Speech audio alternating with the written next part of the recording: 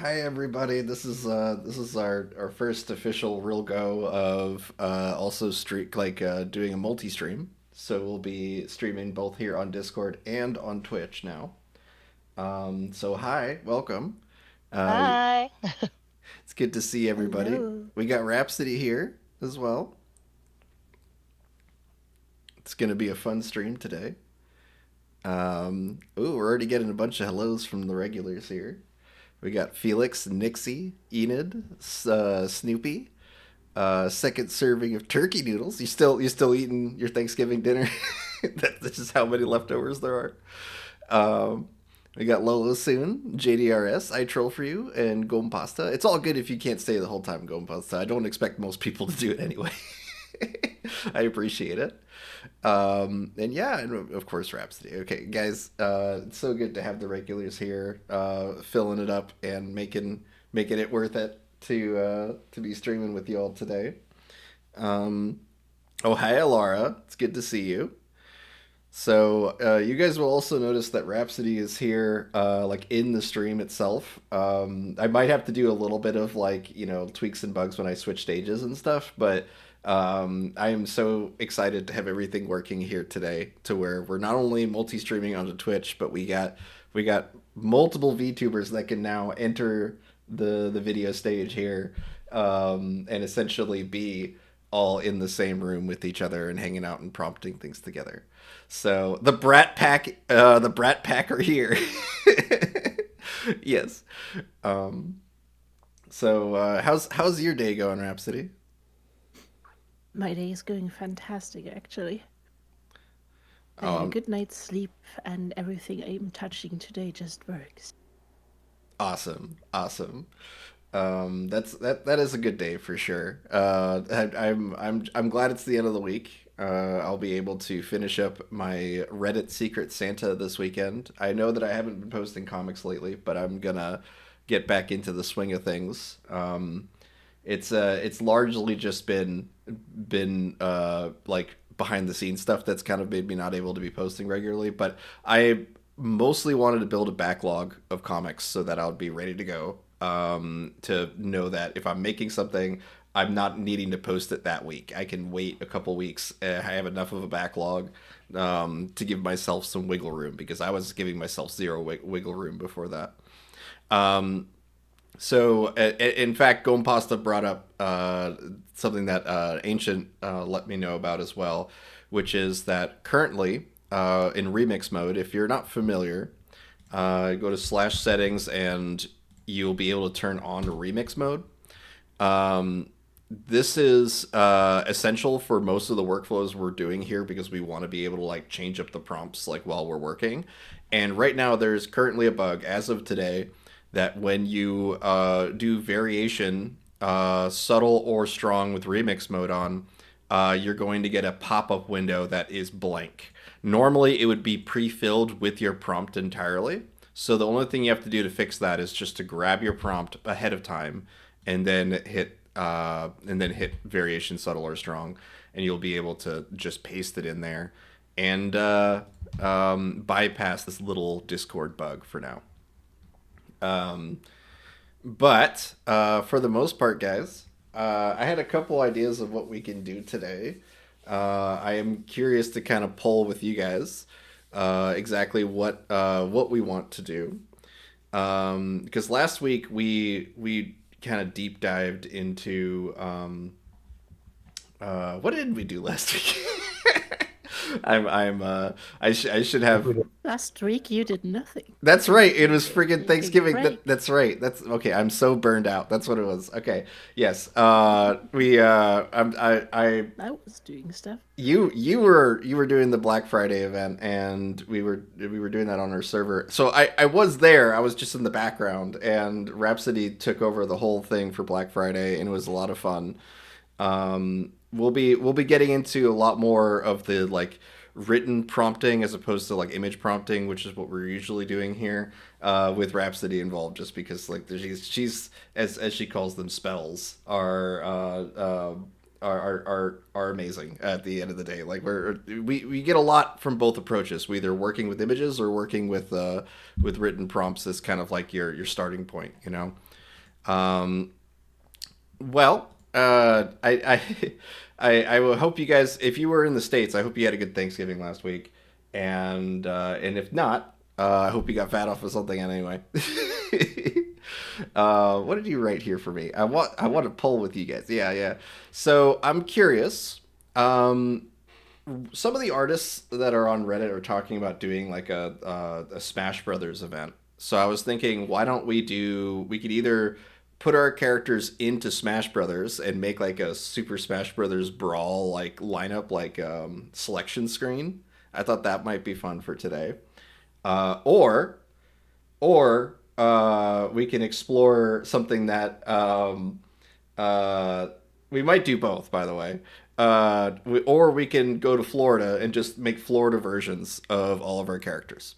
Because I found out, I'll share this on VC Create. If you're new here, by the way, I should have started with a proper intro. If you're new here, my name is Victor. I am a former visual effects artist for Adult Swim, particularly on shows like Robot Chicken, Moral Oral, and a couple others. Um, I really appreciate you coming in here and hanging out with the stream. You can click on my screen up here on the top left of the stage here in order to kind of zoom in and see everything that we do here gets recorded and put onto YouTube. So we are now streaming on Twitch as of today. So all the Twitch viewers, hi, how you doing? Get to have us now on multiple platforms here. But if you are on Discord, there is a really neat way that you can interact with the stream here. You have VC Text and VC Create, which are on the Midjourney Discord. So if you scroll through the Discord here, you'll find the stage here. And then above that, you have VC Text and VC Create.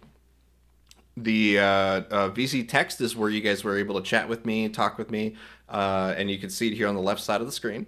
And then VC Create in the middle here is actually where we can prompt together, so we can collaborate and make things together. You guys are already messing with my character and various other characters from our character portal, and just prompting them with speech bubbles and having them basically jump into the stream here today using VC Create. So I think it's And just a, yeah. Go just ahead. and just to inform you guys, I saw you. I troll for you on Twitch. I'm gonna have an eye on the Twitch chat. So if anybody is writing there or wants to interact with us on Twitch, I will have a look at the chat, even though you don't see it here. Awesome. Thank you so much for that. I haven't added that to the stream here at all either. So, like, eventually I'll have an overlay here that also includes the Twitch chat, I think. I think that it might be too much. It might be an overflow of information, but it's, because screen real estate is valuable. But I want to make sure that everyone gets included as much as possible. If we get a request from Twitch, I want to see it. Thank you. Thank you so much for that, Rhapsody. I really appreciate keeping an eye on that. Um,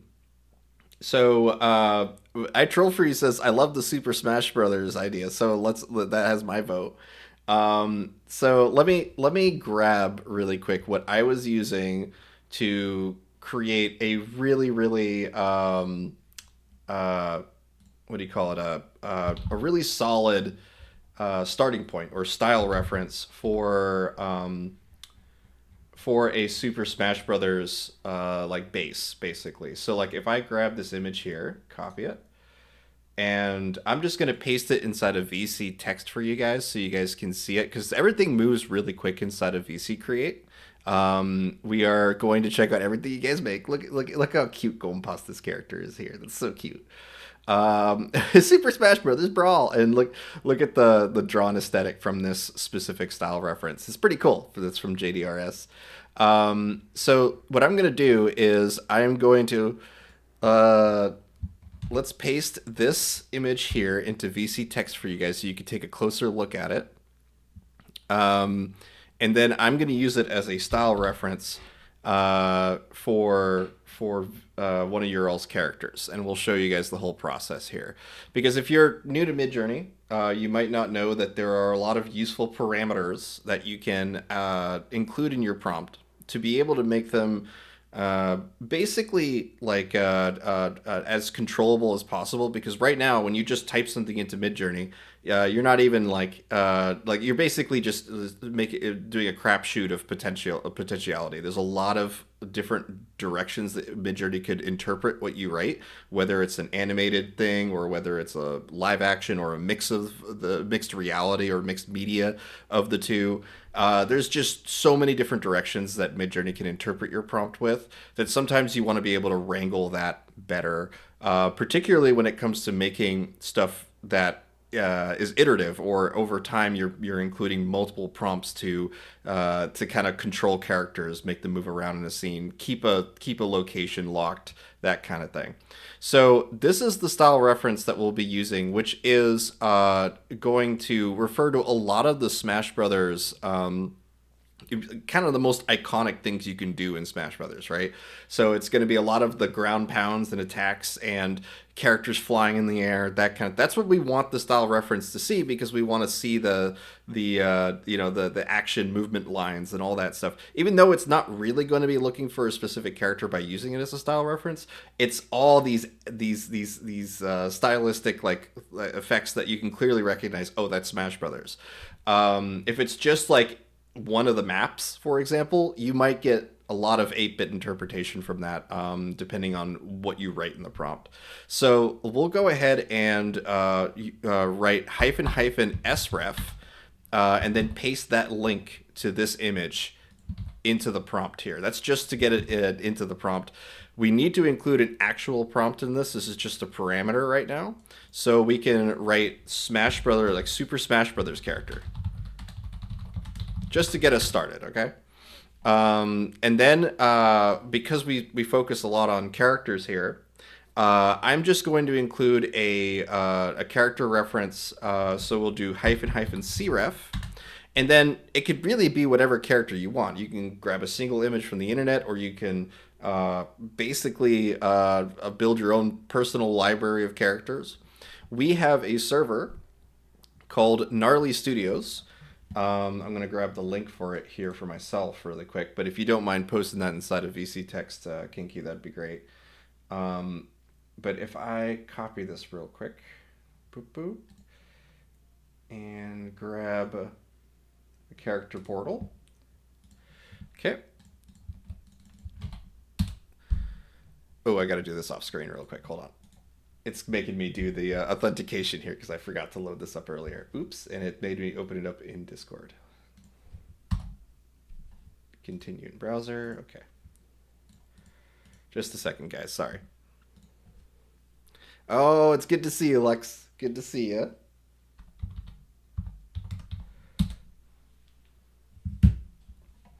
Okay, got that open now. Okay.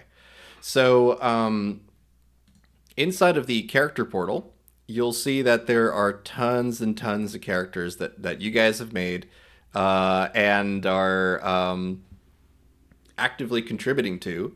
So the cool thing about doing this as a forum post inside of Discord is that anyone can like track your character, but also you get to like get updates every time your character gets an addition or someone includes it inside of their prompts. And it's done manually for now, but it is something that I want to be able to have you guys see. We worked on Alara's character, I believe, the stream before Thanksgiving, and that was a lot of fun. That was a lot of fun to work with this cat girl character.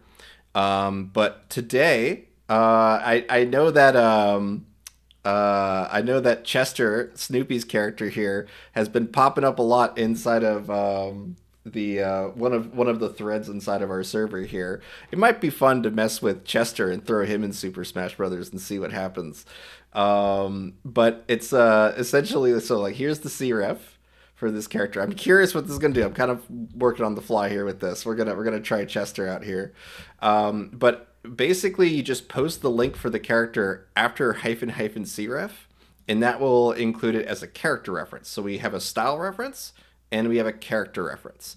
If I zoom in here, I think Rhapsody's going to kind of, there you go. Okay, it's all good. So you can see here that the CREF, SREF, and one, but I'm going to just let this roll, and we'll see if we need to turn on Niji I don't think we will for Chester, just because Niji is like an anime specific data set. I think we'll be good with this. So I'm gonna also switch the screen or the aspect ratio to something more like a television, like 16:9, and that's it. Now I'm gonna hit enter, and we're gonna see what we're gonna get with Chester being in Smash Brothers.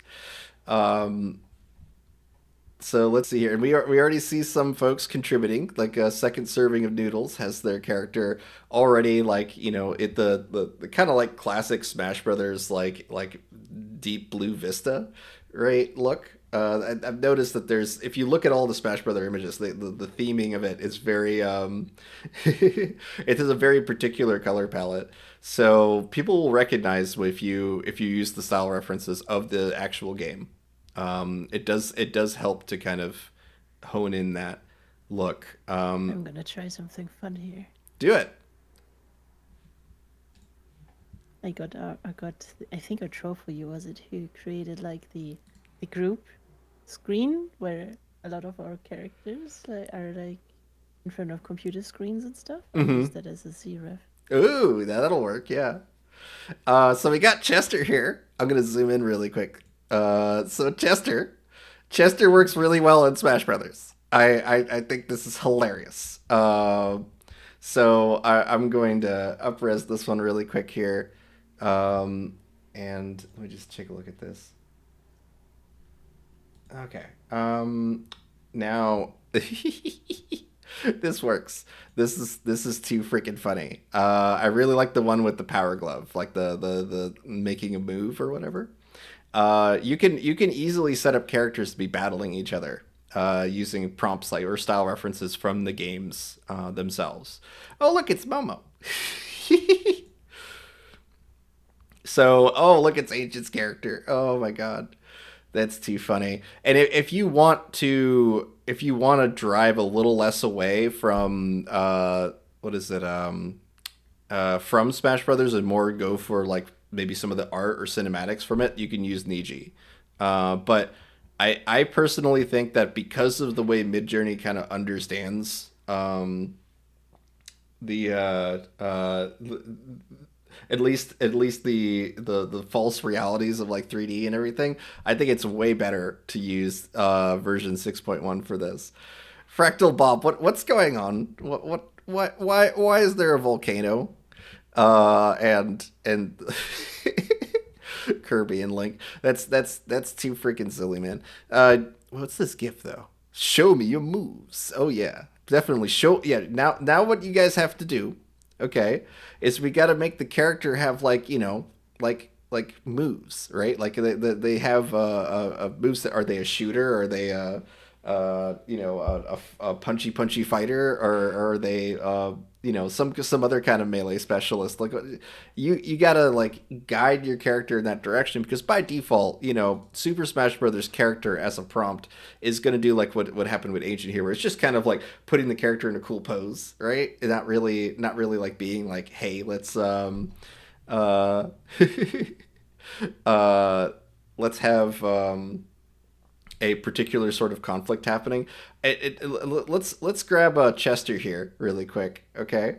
And we can zoom out with him and switch the character reference when we do that in order to put another character in there. And this we'll stay in Discord for now, just because I know that the web editor is way more advanced at doing this kind of thing. But we can either pan or zoom within Discord. So I am going to grab another character from the character portal here. And I know that some of you guys are already doing that. So let's go back into character portal here on the Gnarly Studio server. Thank you so much for linking that, Kinky, in VC text. If you want to join the server, feel free. Just hit that join button, and you'll be able to get access to all the characters and stuff that we'll be using on the stream here today. And also just hang out. Just call me Linky Kong. Yeah, Linky Kong. What is it? I just appreciate it. At this point though, we can get another one of these characters. So let's do Argus, the god character that we came up with from the fantasy series here. Just to kind of get us something a little more weird. I want to see how, because this is a four-armed character. that has a lot of like harsh contrast to it. So I'm curious how well this character gets interpreted here. So let's go ahead and hit custom zoom, and you'll notice that because of this bug right now, we actually have a blank window here. So what we're going to do instead is we're going to paste the link down here for the character reference that was provided when we made this character, Alara, or sorry, Argus. And then we are going to copy everything except for the CREF and the aspect ratio for that. And I'm now going to just copy paste the whole thing. Like that, hit custom zoom, and then annoyingly what we have to do to modify this is that we have to now add hyphen zoom to make it zoom out, twice as that's the maximum zoom that we have. Normally it would autofill that, but it's all good. And we could change the aspect ratio at this point, but I think we're going to be good with this. I'm curious how it interprets this character being beside Chester here, especially since there's some kind of effect that's happening here. So maybe it uses that effect, in the expansion or in the zoom. So we'll see what this does. And I'm just checking out what you guys have done here. I see Flora from our fantasy series, looking great in multiple different outfits. This is one of Bert's characters I've been working on. That looks Getting great. elfed again. Elfed again? Yeah, just scroll to the bottom. Oh, it made you an elf. Let's see. Yeah. Thank you for using that, Bert. Oh yes, we need more bald. Why am I blanking on that actor's name? I love him. Oh yeah, you definitely got elfed here for sure. Is it Um, Danny DeVito? When he said bald, I'm like, Danny no, DeVito, no, there's instantly. no. Here's the thing, Kiki. Okay, you gotta see this. This is happening on our server right now. This is so silly that these guys are doing this. But inside of the, I believe, media share. Is it media share? Where you guys are sharing all like the edited versions of people, or is it just text chat? It's probably just text chat. So let's find that really quick. I have to show this to you guys because it's so freaking stupid and silly. Bert is currently balding a bunch of famous people from different scenes, different movies, or whatever. He's just making bald versions of them, I gotta and see it.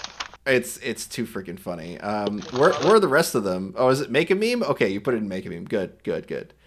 Boop. There we go. These are so freaking funny. I'm laughing Ah, too hard at these. So this is what he uses the character reference for this.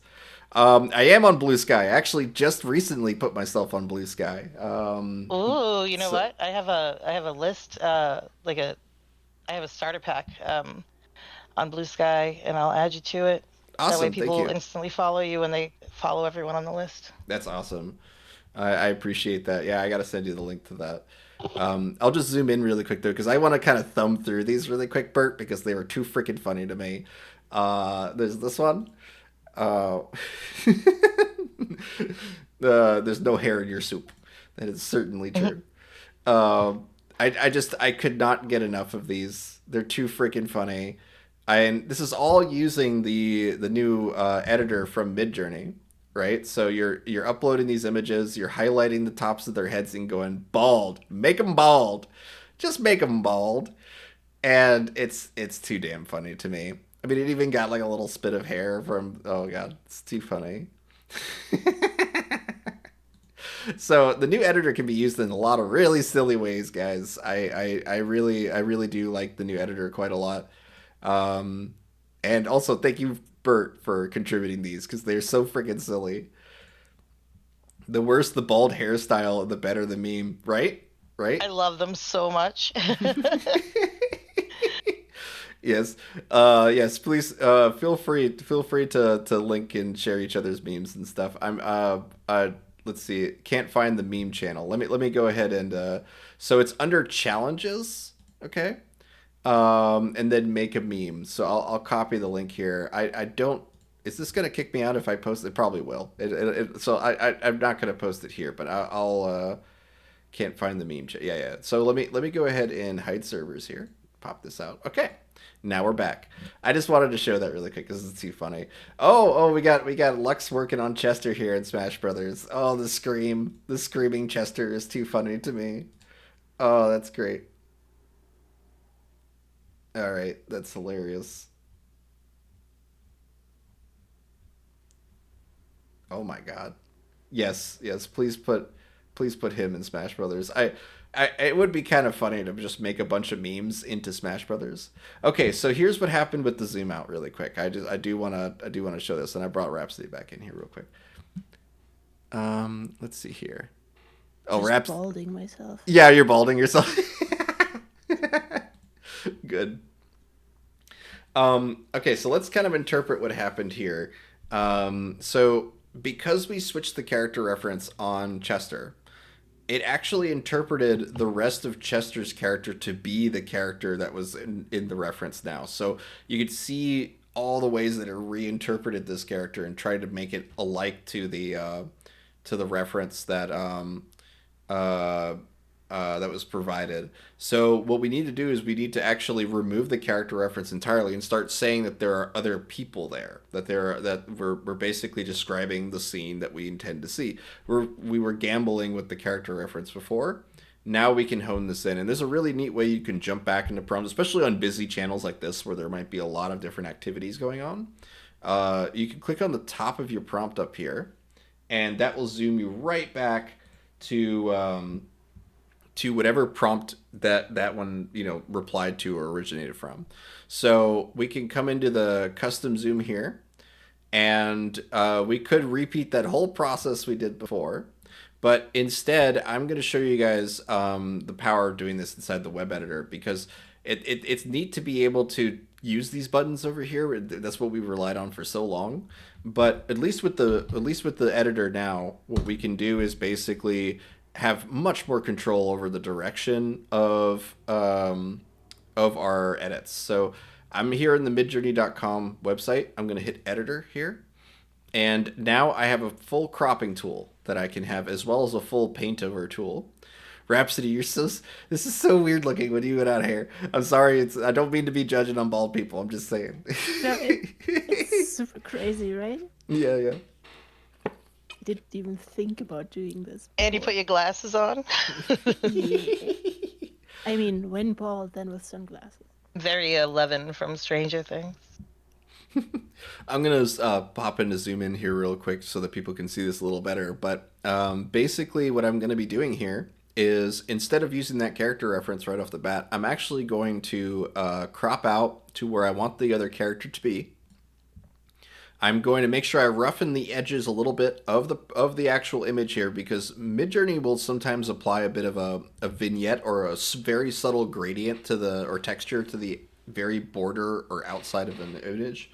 That is entirely to to make a prettier image for you. But what it does is it also confuses the expansion. It'll make things like a second panel or fade out, fade in, that kind of thing. If you see any weird fades when you crop in and out, that's because there is an artifact on the edge of your canvas. So we're gonna just roughen up the edges here to get rid of those artifacts if there are any, and then we are going to basically describe this other character. So Super Smash Brothers character with 4 big black monster arms. Just get us somewhere started. But we need to now remove the character reference for Chester. And then we will go ahead and hit submit. We might want to describe this as a screenshot from Super Smash Brothers as opposed to a Smash Brothers character. But we'll see what happens with this interpretation of it. And then we'll take it from there. I feel like I would be in a great place to have all 3 if I had one more monitor for my computer, but I also feel no matter how many monitors I'll have, I'll see saying that forever. Yeah, and once I got my ultra-wide wraparound monitor, I didn't need multiple monitors anymore. I felt pretty confident with what I had. I used to be a 3-monitor guy. Now it's just my drawing tablet and my ultra-wide. That's all I need. But let's see here. So we can see out of the results that we basically got a generic mashup of different Smash characters. But we see that there's like an effect that is tried to. But I was kind of predicting would happen earlier, which is the blue sort of effect here would have something happening as we expanded. We could take advantage of that. We could basically say, hey, okay, there's this blue effect that's here. We could edit around this and start to include our character into there while leaving some of that blue spray to basically say, yeah, I like this, make more of it, you know? So I'm going to say that all these characters are, they may give us a generic sort of silhouette to work with, but we might want to give it a little more direction about the character that we want to use. Because right now it's just big black monster arms, right? So we only got one of those, two of those results that kind of reflect that, right? So maybe we should try something else for that really quick. I'll go into editor here. And then I'm going to say that we could do a describe on Alara to be able to get a proper description of her to write in here. Yeah, let's just do that. Let's do that. So inside of Discord here, I'm just going to do it inside of Discord. Whoa, so you guys have made so much stuff. We're going to go through all that in here in just a minute. But I'll do /describe image. And then I am going to grab Alara here real quick. So let's go to the character portal one more time. I see Flora's getting added to. That's awesome. So we'll go ahead, hit copy on this image. I could also just drag and drop it. I should have been able to drag and drop it. I'm just going to do it by link. Let's just do it by link. Copy image address. And then /describe again, but this time by link. Paste the link. And I'm going to use this description, or probably use this description, to guide the results of this expansion that we're doing right now. An illustration of an otherworldly and mysterious character with multiple arms. That might be just enough, but also a female sorceress with 6 arms and long white hair. An orange sun. So let's just copy some of the initial keywords that we're seeing here. I'm not going to worry about any the background information like under an orange sun or anything like that. But I'm going to definitely be grabbing some of these key phrases here. I personally don't like to prompt with people's names in them. It just gives a weird feedback loop for me that I'm not a big fan of. It's kind of hard for me to explain. It's also just something I just on principle I don't do. But let's see, an ancient priestess with long hair, that works. Okay, I think that's going to be enough to get us started. And it describes her as a sun god, so that's cool. But let's go ahead and now hop ourselves back over to create here with Chester, and then we'll say Super Smash Brothers character, and just paste all that information into there. I'm going to give a little more room and then hit submit. Let's see what we get. Oh, we're almost at 50 people now. Thank you all so much for joining. I'm joined here with Bald Rhapsody. Hello. And we're just making things with you guys today. So if you got any friends or any of the ones that you guys want to bring in here to kind of make stuff together, even if they don't got an account, they will not be able to see VC Create, I don't think, but they can come in. Oh, is your arm broken too? Yeah, your arm's very broken. I mean, when the hair is not there, you see where you see where the limits are. Isn't there? Right? Yeah.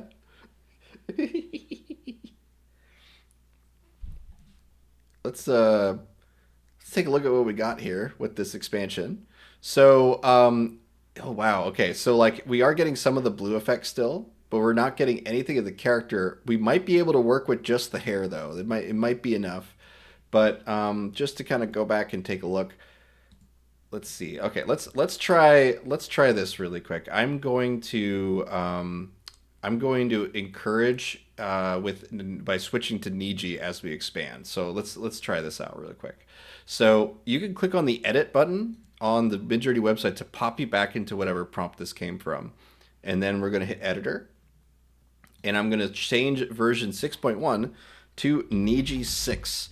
That essentially like is using an anime data set instead of the standard Midjourney, in order to create the result. So it's a lot better at just like manifesting anime girls in general. So I'm kind of banking on that to see what we get here. And yes, that's exactly what happened. It's basically the anime girl button at this point. But it does so much more than that. I'm kidding, but it is very easy to be like, oh, I need this person. So okay, so we have a generic anime kind of character that's here now. It's based on the description of what we wrote here. And I'm going to come into the editor with this new image. And let's go ahead and expand a little bit down, a little bit up, just to give us a little more room to work with. And now I'm going to take this image that we had here from the character portal, copy address, and I'm going to paste that into here and then set it as a character reference using the little like 3 buttons that are here. You have to hover over the image. I know these are extremely small icons, guys. I've gotten that complaint from a few people that are harder seeing or otherwise have trouble navigating UIs that these buttons are really small. But if you hover over each image, it actually lets you switch it between a character reference, a style reference, or an image reference. So we're going to set this Argus character as a character reference. And now we are going to in-paint everything that doesn't match this character design, which is most of this character. I'm really just focusing on the face to kind of establish where the face is in the scene. So let's go ahead and in-paint nearly everything, and maybe except for the front of her hair and her face. And let's see what we get out of this. Okay. And we're going to keep the prompt as written here for now. We might need to get rid of it. We'll see what happens. And then hit submit. And because we are still using Niji 6, let's also go back to version 6.1 now that we have established a new character into the scene. Let's compare the two between the Niji result and the and the version 6.1. I will mention that version 6, this character was designed in Niji, so it's most likely going to come out better in Niji in terms of accuracy to the character, but in terms of cohesion or how well it blends into the world of Smash Brothers, version 6.1 is probably going to be better at that. So we're going to balance those two, see what we get. So with Niji, it definitely looks like Smash Brothers. Like it's still keeping the Smash Brothers aesthetic because we have the style reference still to this, but we have her just kind of looking down, going, "What are you doing, Chester?" That's funny. But now if we go to version 6.1, it doesn't understand the form of the anime character anymore, right? But it's definitely giving us a more dynamic sort of Smash Brothers like feel of the like the movement feels more like Smash Brothers, but it's the character design isn't there anymore. So we would stick with Niji 6 until we have something that I feel like is the character, and then switch back to version 6 when we want to start building out the world more or anything. So this seems pretty good to me. So we can now come down and keep expanding, and we can start building a roster of characters off of this result. But what I'm going to do first is I'm going to bring this over to VC Create using /show. So this is the image here. I'm going to click on the hamburger menu up top here, then copy, and then job ID. Okay, this will let us bring this job to, or this prompt to any other Discord that has Midjourney on it. Okay, so in this case, we're going to VC Create. Ooh. I'm liking what Lolo Soon's doing with the chibi here. That's awesome. Yeah, this is great. Okay. I'll go through all your alls next. That's the next thing we're gonna do is go through everything you guys have done so far. That'll be fun. And then I'm probably going to let Rhapsody take over for a little bit because we're kind of shooting at the hip here today. We're experimenting, doing some new things here today. So after we go through all these, we'll see what happens in terms of where we take the stream from there. But let's go ahead and do /show here. and then paste that job ID that we got from our Midjourney account. Okay. And you can see now those 4 results now show up here. So I'm going to select the first one here. And it's just like as if we'd made this all in Discord. It's all here. We're good to go. We could expand off of this, but I recommend removing the character reference from here, just so that you guys are building out these characters, as generic puppets first, and then going from there to start in painting with character reference the details of your characters. So this is definitely fun to see Chester all in like Smash Brothers proportions too. That's one of the things I love about working with style referencing is you can really crunch people in and make them look a certain way, particularly to both proportion and to like lighting and highlights and stuff. It's super cool. I love it. Sweet. All right, so let's go through what you guys have made so far.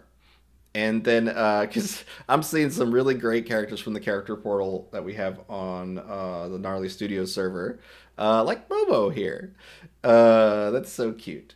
So what I'm gonna do is, Rhapsody, if you don't mind, I'm gonna go grab my smoothie here. I'm gonna just let my screen scroll through here, and I'll let you take over for a bit, as we go through this, and I'll be back in a couple minutes. Well, I can do that for you. Yeah, if you want to. Yeah, let's check out. Rhapsody's got something pretty cool to show us in terms of us being able to now stream together like this. So if you're ready for that, feel free.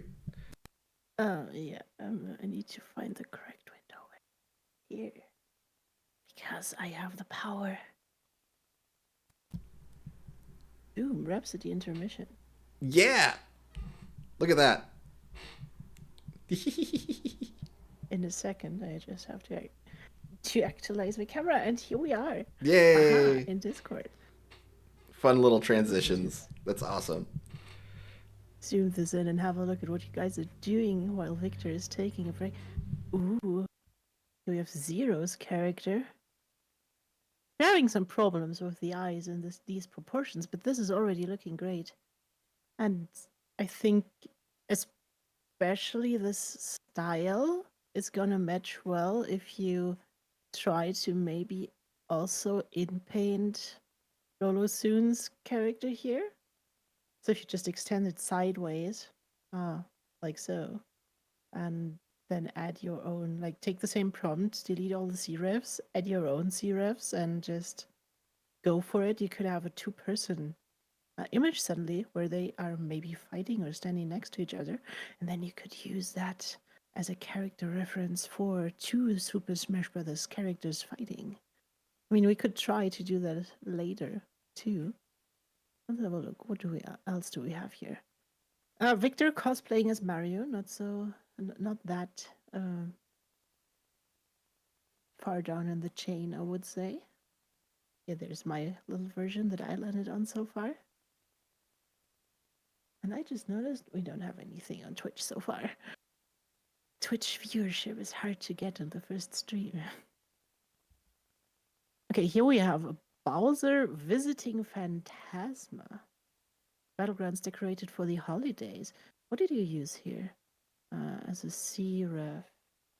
You just used Bowser as a C-ref. Okay, and the S-ref is this image of Phantasma. I haven't seen that one yet. That's nice, Nixie. If you go to the Gnarly Studios server and then into, where is it? Is it Fantasy Nexus? Yeah, Fantasy Nexus Phantasma.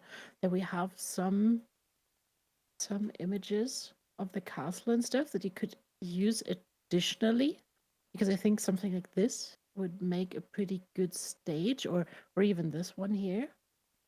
I will actually just copy this link for you into VC text really quick.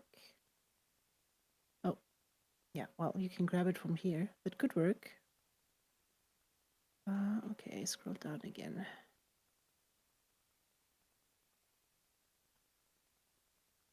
Cool.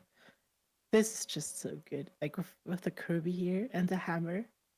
And she looks like, I'm not supposed to be here. Am I doing this right? Do I do the right things? I'm gonna smash you. I'm sorry. And then she just hits the 200% super smash. Everybody's flying off the screen. Oh, Miss Nameless is a World of Warcraft character. Holy. That's even with the blood here. That's super evil. Oh, there's so much good stuff in here. What do we have here? The screenshot from the infamous Smash Bros. Battle where Miss Nameless one-hitted Star Fox. Well, it's not Star Fox yet, but I mean, the head is recognizable. But I think your eyebrows mixed here a little bit. Oh, there's more. More Foxy Nameless images.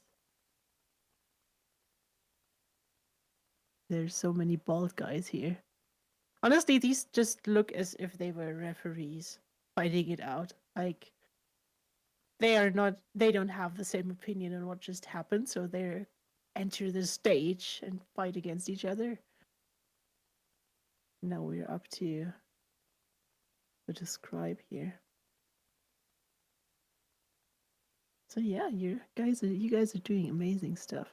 Is there any questions in VC text 300? What is 300? Fractal Bob 300.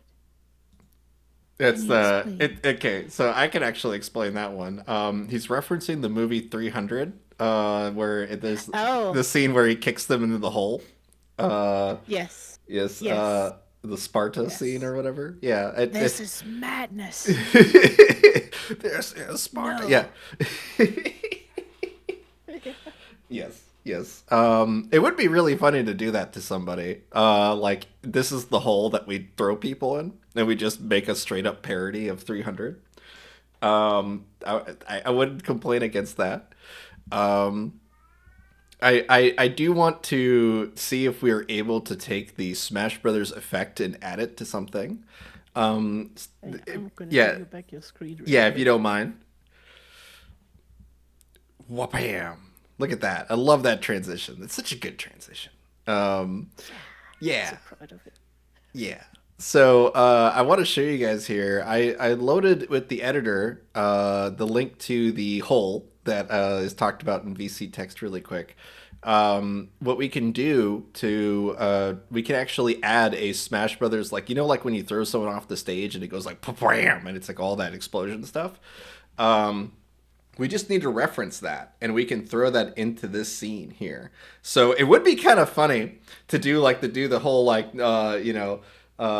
this is Sparta scene, and then the entire joke is just that the Smash Brothers effect happens when the guy goes in the hole. Um, but it's if we go ahead and open up Google here. In fact, I'll do this off screen really quick. Smash Brothers thrown off stage. I think that's all we need to search for here. Yeah, it's that. Okay. What is the official term of that? Uh, let's see. Like what is that called? Like I'm trying to think of what would you call that blast effect that happens when you throw someone off the stage in Smash Brothers? Finisher? Um, Let's see here. Um, I did get a collection of Smash Brother like Wii's common effects I could see here. I'll maybe post Impact? maybe. Hmm. A Smash, I think. Yeah, A that's smash. probably it, Okay, Smash honestly. was a smash Oh, critical. wait, I Oh, can prompt for it. it's probably yeah. We could. I think it's called a critical actually. Critical hit. Let me just prompt Smash Brothers critical hit really quick. Yeah, that's what I'm. Yeah, there you go. Oh, that's okay. That's what it does, the lightning effects. Okay. All right. Let's do this then. I'll find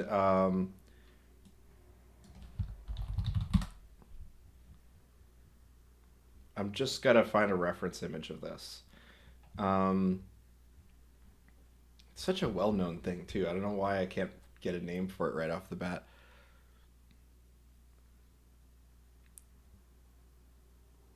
The light effect. Smash Brothers light effect might actually do it. Yeah, I'm going for Smash Brothers critical hit effect, light effect. Stage. Maybe even Uh, it's a KO. Is that just it? Maybe it's just called a KO, KO effect. KO impact. There. Okay. Yes, it's called a KO. That's I guess that's the official term for it. This is kind of working. Critical hit, special effect, light effect. Gave me Mario punching with lightning. Okay. All right. So I'm just going to give this. So this is what I got Oh from. yeah. Yeah. Yeah. Blast KO here. So the ring out explosions is what is called on Steam. It's amazing that there's no like the official name for it is so hard to find. Okay, so I'll use this. I'll just use this image that we have here from the Steam Workshop actually, and I will copy the address to this image, and then I will go ahead and paste that as the prompt for this edit I'm doing here. And now I'm going to just basically draw wherever I wanted that effect to be. So like, let's just go straight up here. And then I'm going to hold shift and then select this also as a style reference. So it's both an image reference and a style reference. I think this will help kind of encourage this to be coming out of this hole. Because if we use it as an image prompt, it's basically going to take the composition of this. And this is mostly right in terms of like, okay, but it might add a bunch of darkness around it. We'll see. And then as a style reference, it's going to be looking at all the colors and the effects for that. So we'll try to combine those two by holding shift and selecting both of those. And then I'm going to say a Smash Brothers, I guess if we call it a Blast KO effect from hole. Sure. We'll just say from hole. Why not? And then I will also go into the restore here and kind of restore some of this floor here, just because I want to make sure that we get as much of it as just being in the hole as possible. So let's go ahead and submit this and see what we get for that. We might need to get rid of the image prompt. We'll see what it does. I just got Luigi. Yes, he did. I remember that image. So let's see what we get with this. It looks like it's working. I mean, we got a bunch of purple coming up. Yep. Perfect. Good. Looking good. All right, so we picked the one that we think works the best. Oh, I think the first one is. What do you think? I think the third one with the circle at the bottom. Yeah. Well, this Yeah, one it looks like a particle beam attack as opposed to like I think this one if I just in-paint a little bit of the base here. So if I go to erase and then I just erase this bottom part of it a little bit, it'll look like it's coming out of the hole. Blasting from hole might let's do blasting from hole. Blasting from the hole. And then I'll hit submit on this, just on this little in paint here. But yeah, if we did the third one here, I would definitely have. I don't know if what do you call those like electric ball things? The little kids science museum ball things. It kind of looks like that at the base there.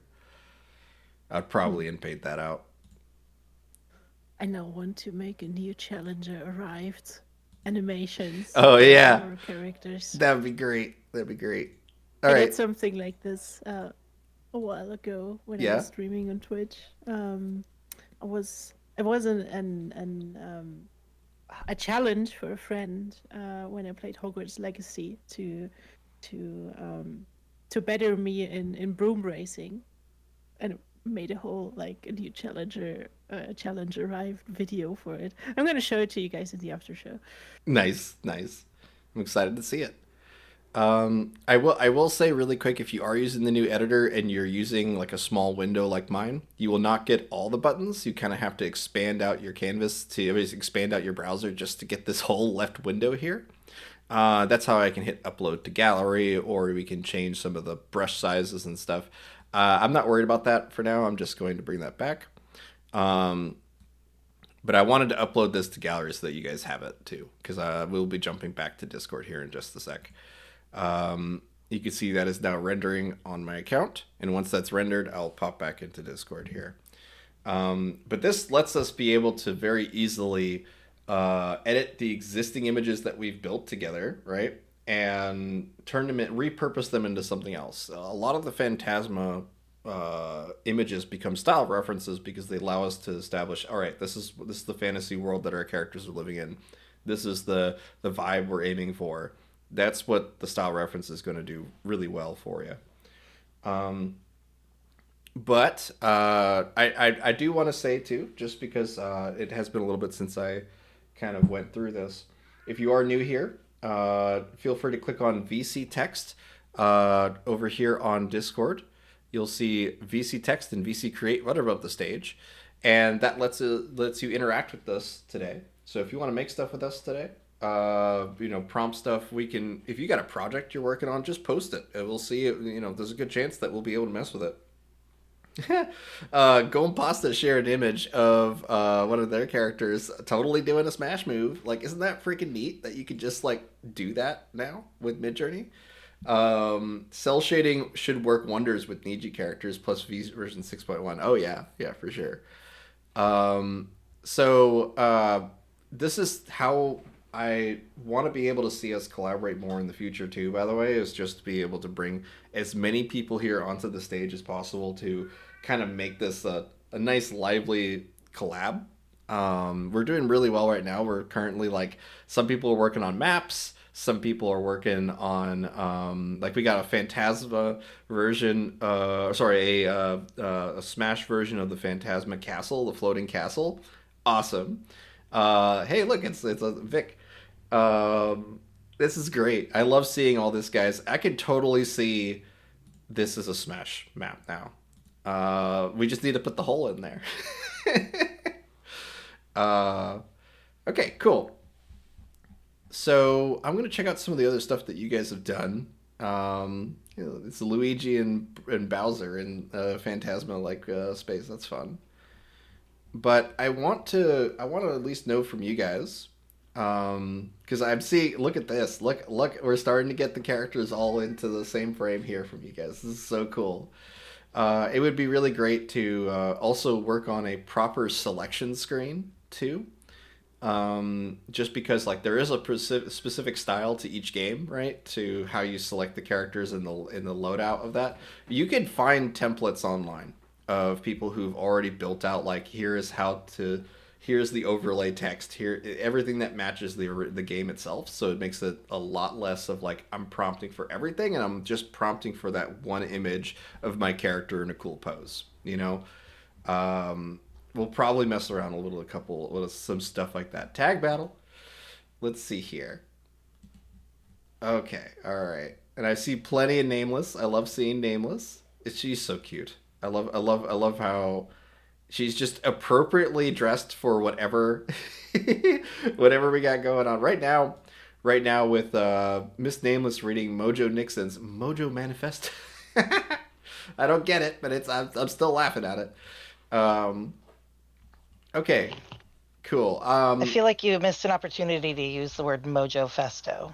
Mojo Festo. I did. I definitely did. Well, on that note, actually, Kiki, do you want to chime in and let people know about prompt crafting? Oh, I sure do. Prompt battling. I will certainly take over the mic for a moment to give you some little announcements. I just wanted to remind everybody that we have a event on Saturday and Sunday that we do every week, but we'd love it if you came to this particular one because it is the next one, and that's the whole reason. Um, what we're doing is a prompt battle. and we do this for about 16 to 18 hours a weekend. And you don't have to stay for the whole thing, obviously. You can pop in and stay for 15 minutes, when you sell some fast hours, have some good conversations with some new people. You don't have to talk to anybody if you don't want to. I understand stranger danger is a thing, but we would love it if you did. You're totally welcome to unmute your mic, but you don't have to have one. We have one on Saturday that starts at 3:30, and that's in Eastern Standard Time in the afternoon. And then on Sunday we start a little earlier at 10 a.m. Um, and you don't have to even win a game to win fast hours because we give out participation hours, you guys. I think that you should come by and check it out and see what it's all about. It sounds a little more aggressive than it is. It is a battle after all, but it's very friendly. And I hope you show up. And that's about the gist of that. It's less aggressive than our battles today. Yeah. Exactly. Thank you, Kinky. All right. Thank you for having me. I'll be back in the mute zone. All good. Thank you so much. So I've been seeing a lot of really fun stuff that you guys have been doing with the particularly the Smash Brothers style reference. It is really interesting to see your characters done in 3D or just a different medium than the one that is originally in your in your character. But this is what excites me the most about doing this is once you set up a scene like what Lolosoon here has done, and they started expanding out, you could see that Midjourney starts to fill in the gaps of like where other characters could be, other themes, like basically they're puppets. They're just puppets for you to in-paint other characters or props into. And over time, like as you start iterating, you'll be able to refine each one of these results to really hone in exactly what you want to do. And this is I feel like the foundations for a very solid Smash Brothers intro screen kind of thing. So this is very cool. But I would recommend in general that the prompts as you start expanding are more written and less image references so that you can kind of guide these results a little better. I know that just by mentioning Smash Brothers Brawl or any of the game IP, you're going to get Mario, you're going to get Luigi, you're going to get Pokemon characters, that kind of thing. So if you start to remove references to Smash Brothers as you expand out, you'll be able to probably have more diversity of like the character designs themselves. So, okay, cool. Well, we're an hour in now, and Eating Paradise Wings right now. Paradise Wings. Let's see. Yes. Oh, And cute skirts with that are almost showing too much. almost show. Okay. I mean, look at the bottom left image. Yeah. I mean, I'm down. It's all good, but it is certainly close. It's like the 1980s sort of like Street Fighter aesthetic where all like, or just like the Dead or Alive sort of aesthetic where all the women were wearing bathing suits, but all the men are in like heavy armor. Like that's the vibe I'm getting here from this. What did reaction do? Hot boy. Thank you, Lux. Okay.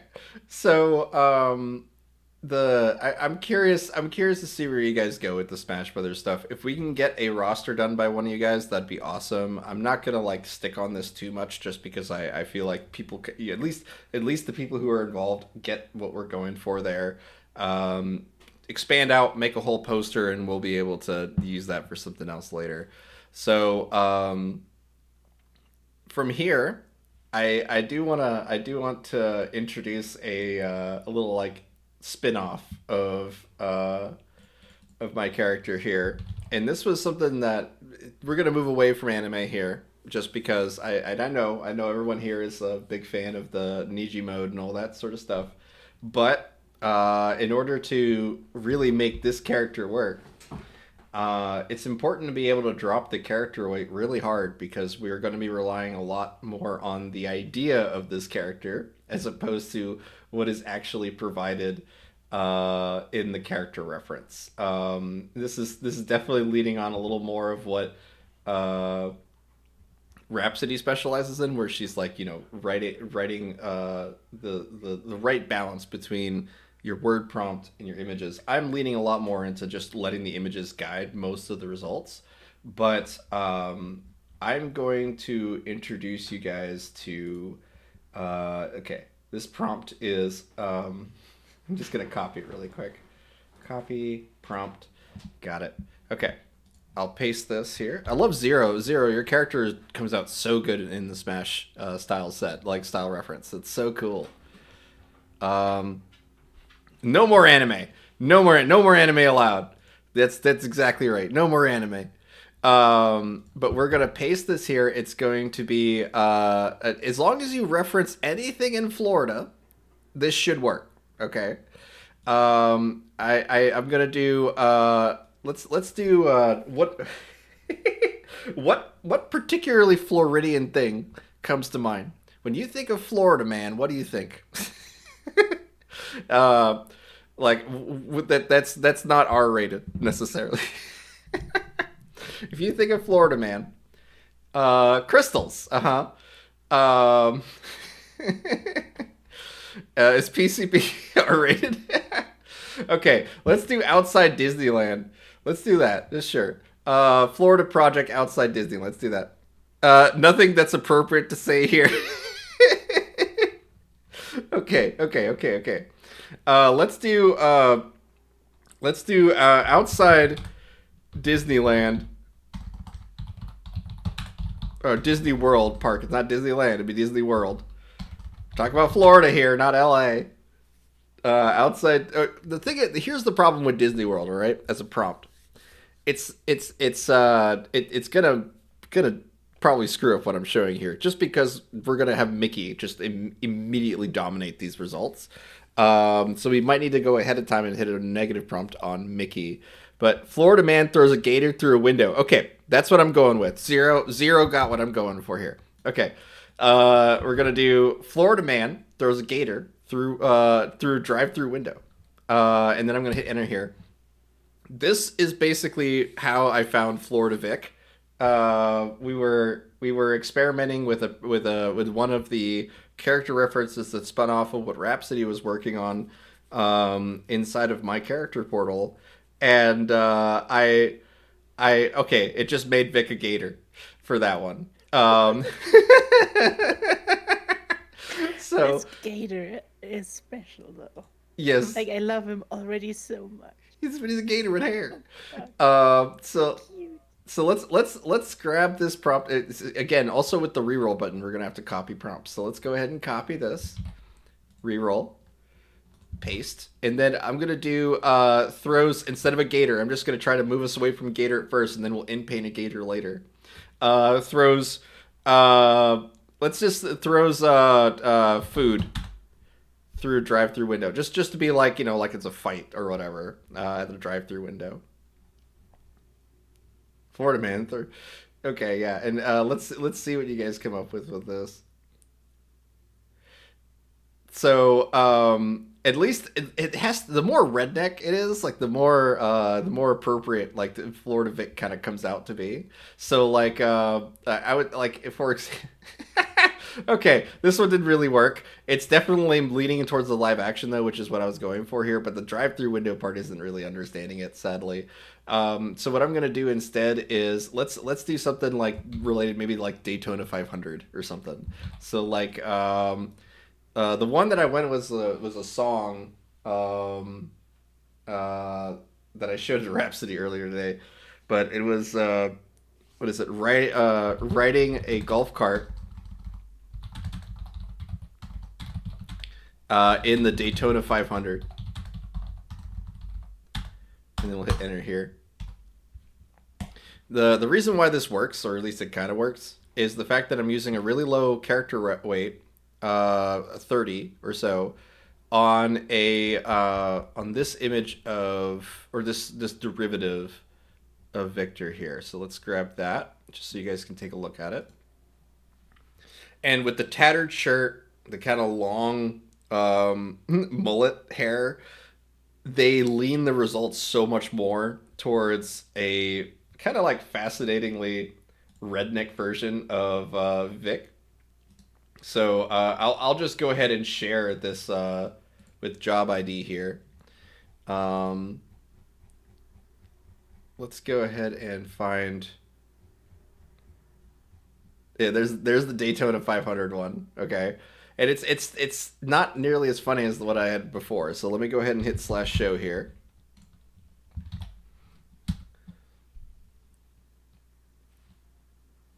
All right, here's the Florida Vic. Okay, this was because a friend of mine was like, all right, he's gonna be sitting on a gator. That's my challenge for you. And it took literally the first result I came up with was this one. So, you know, like maybe use this as a character reference instead, right? So like we'll copy this and then come in and say, where's the one of the drive-through window results that you guys have been throwing? Okay, so photograph of a flying gator that smashed through a window. A lanky, gaunt, strange adult man with brown eyes, black, messy black hair. This is the prompt that Rhapsody had provided for Victor. I'm gonna copy this. Actually, I have to do this inside the messages here because of the limit or the remix mode thing. So let's go ahead and copy all this. Hyphen cref. I'm gonna just add a cref to this. And let's re-roll this. See what happens if we do a character reference that includes a gator. It's probably gonna merge them together and make him a gator person, but we'll see what happens. Nah, it's going past this character as a NASCAR. There is an element that we're going to have to lean towards the kind of a little more gnarly. A little more gnarly. You guys are gonna have to make your characters look a little more gnarly before you do this to make them really appropriate for Florida. I do like this a lot though. This is what happens when you run the character reference on top of the prompt that Rhapsody provided, and the flying gator. So I think that works. Yeah, I think that works for sure. So we can try to change up this prompt to be whatever. I think this might work better. So let's go with the drive-through window thing really quick. Let's see if it understands it. Okay.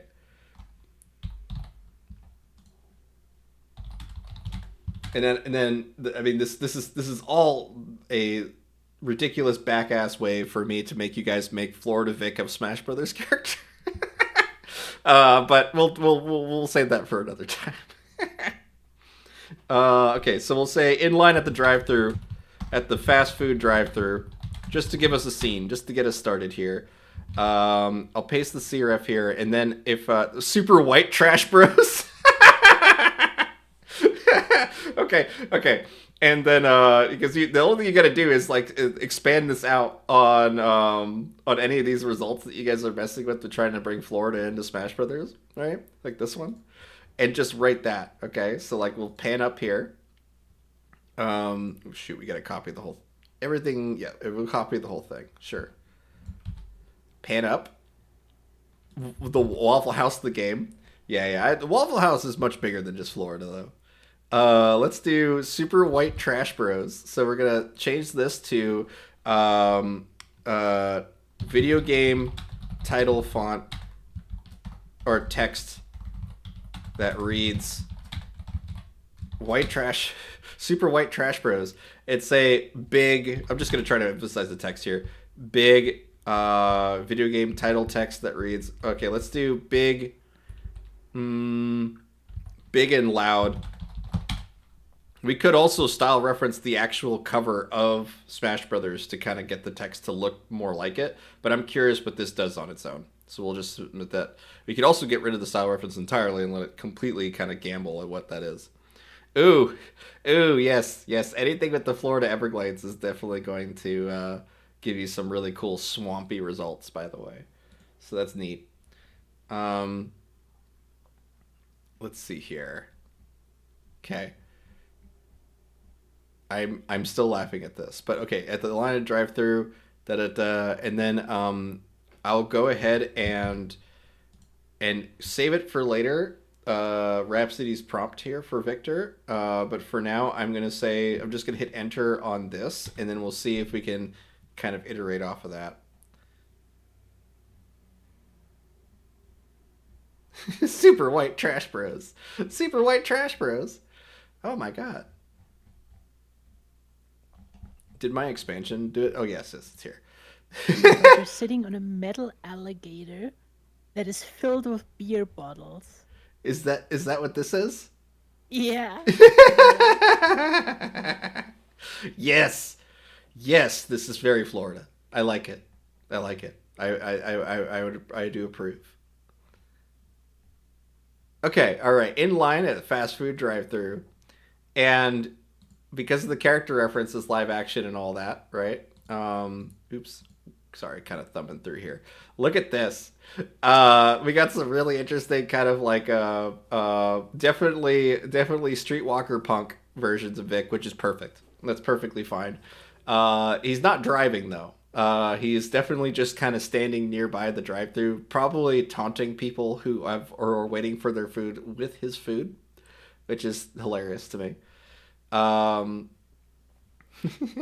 What are you guys like prompting with screenshots? That's what I'm seeing here, Ancient, I think. Let's see. Style reference. Yeah, it's with this one. It's the same image. Okay. Video game title screen cap that says, okay, I see. Neat. Yeah, it is neat how it's able to interpret the text and everything like that. Like, I didn't even mention Smash Brothers beyond the pun of Super White Trash Bros, and it still made it look like Smash Brothers, right? Like, it's just like that's the kind of like weird connections that are so fascinating to me about Midjourney, right? Like how much it's able to infer even when you're doing like a parody or something that's only loosely referencing it. So very, very, very cool to see that. Rhapsody in Florida. You're still, it still makes you too damn cute for hanging out with the gator like that. I need to make myself more dirty. Okay, I really, really, really like this. The Florida houseboat. That's awesome. Yeah, phrasing. Yes, phrasing. But yes, the Florida houseboat looks awesome. Okay, here's a little fun fact about me. During COVID, I traveled in a bus for about a year and a half. I had a lot of fun doing it. I did the whole van life thing for a while. And so I relate to this image quite a lot because I definitely stared at the side wall of my bus for a good chunk of time. But there's been so much phrasing today. I bet there has. I mean, any time that we bring Florida Vic in, we're gonna just see how far we can go with this. How far we're allowed before the banhammer has to come down. Let's see what you guys do with this. The Super White Trash Bros logo. Oh my god, these logo title screens are amazing. Yes, I do feel like Mario wouldn't wear his red hat. He would wear a different red hat. I won't go any farther than that though. Let's see here. Okay. Let's go ahead and hit /imagine here. And I'm curious, what's with this dark and gloomy one that you're doing here? TV documentary screen grab, still about a trailer park run by alligators in Florida. Slenderman.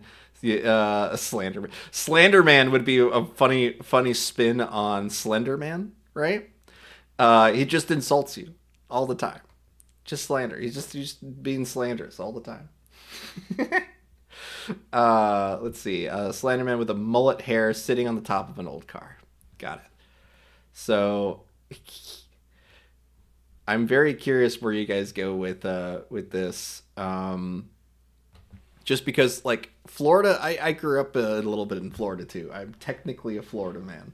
I wasn't born there. Technically a Florida I'm man. technically a Florida man. I lived there for 4 So years. technically Spanish. Yes. You've physically sat somewhere long enough to be considered part of them. At least for a little while. True. That's true. For 3 years I was Spanish.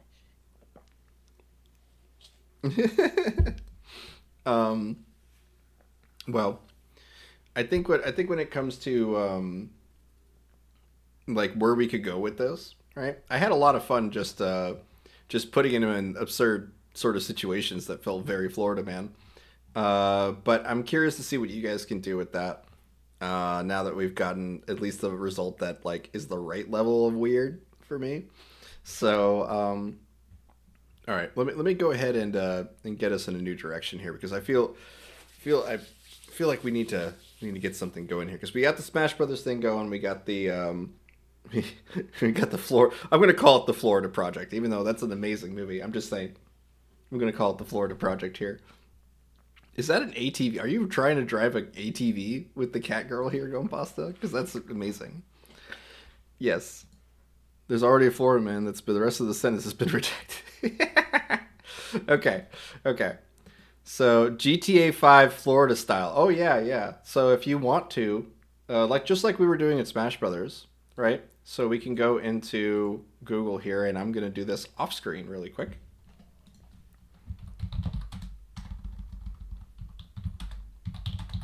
We're gonna use GTA Vice City. For good reason.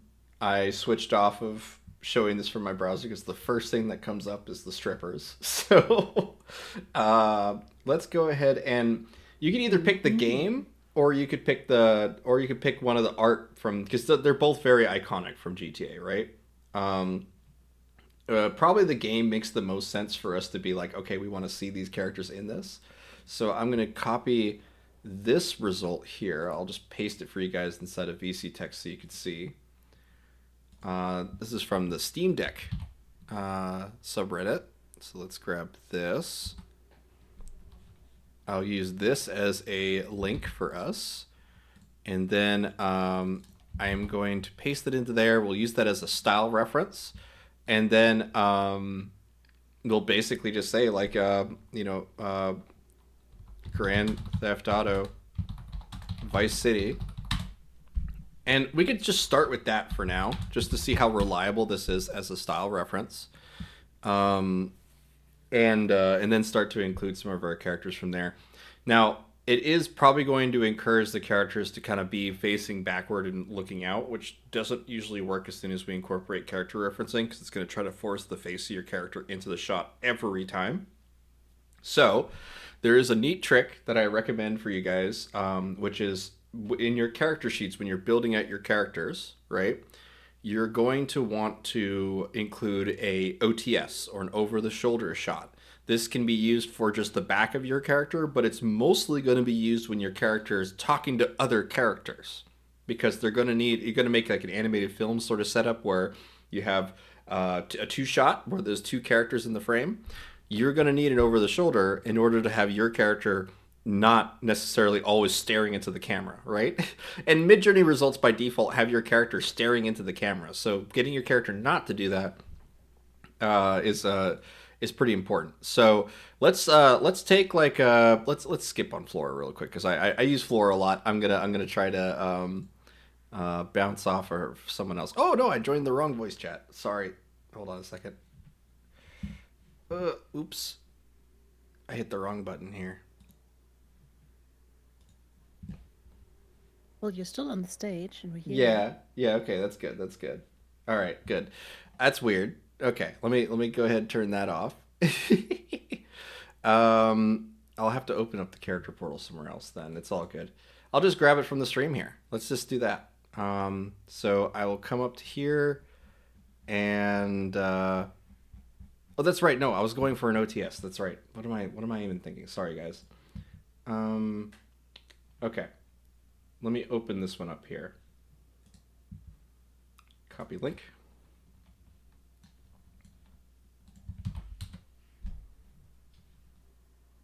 Okay.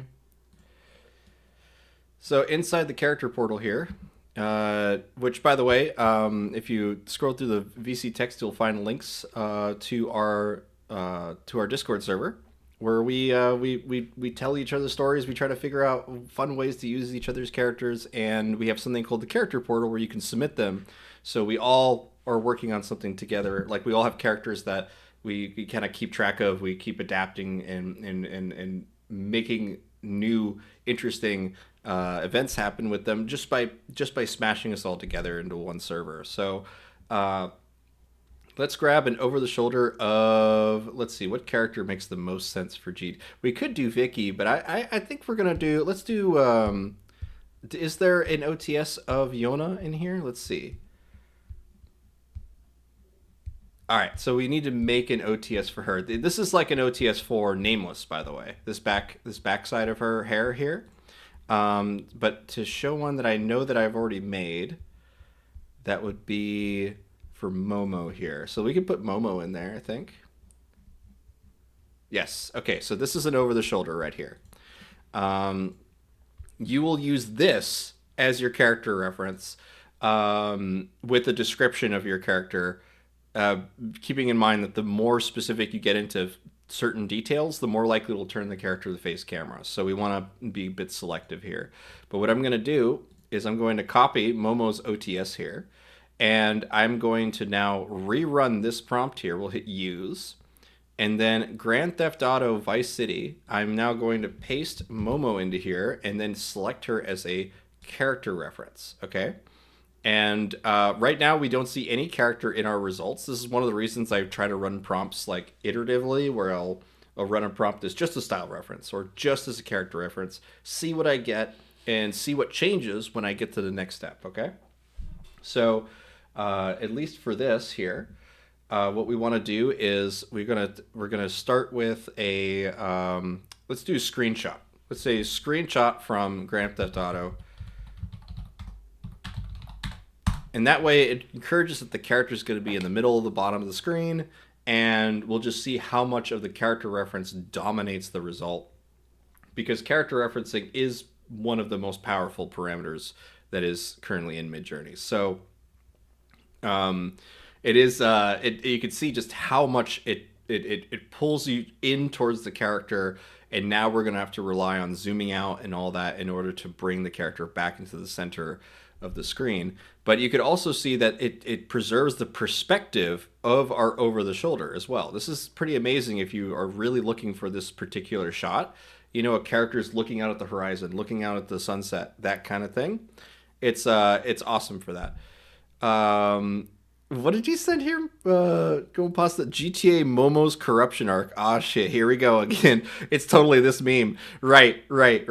Yes, that's perfect. Yes, her corruption arc through Miami Vice City is perfect.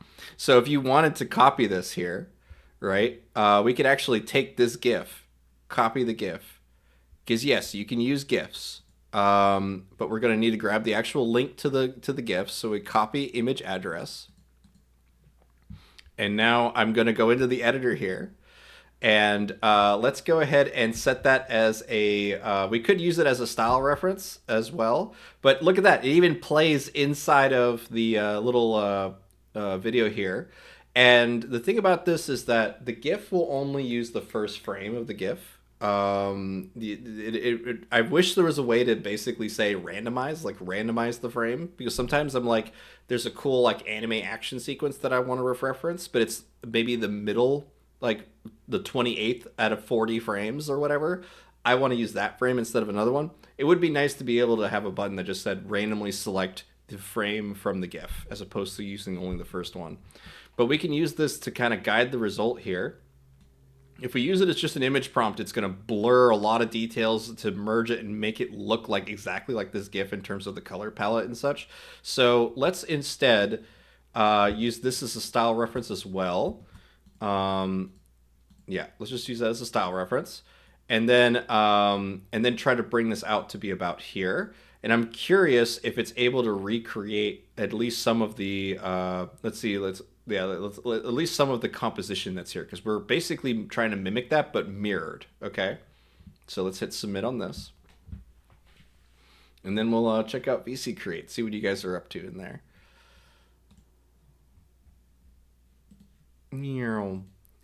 Chester's back. Going through Miami Vice City. Perfect.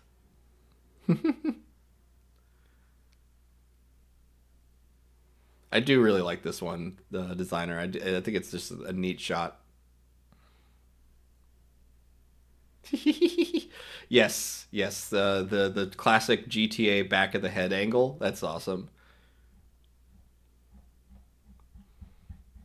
We might need to remix the original into that in order to get the result with this expansion here. So let's take a look what we get. The character reference, actually, I forgot about. We have to probably get rid of that. But look what it did here. Okay, so we have a couple different character reference fails, because the character reference is dominating the result. Again, like I said, character reference is the most powerful that there is of the parameters, at least in our opinion. But you do have two that are usable in terms of maybe creating another scene out of this. It is mostly trying to preserve the composition in terms of this pose, but the rest of them is pretty random. So what I'm going to do is let's hop ourselves back over to this edit that we did, and then I'm going to get rid of the character reference. Okay, so it's just this style and this style. We could also get rid of this style reference because we already have so much information inside of this that's establishing the more like vaporwave aesthetic that we got out of that. But I would mostly say that we're good. It instantly turned her into a prostitute from GTA. That's amazing. That is amazing. Okay. Jesus Christ.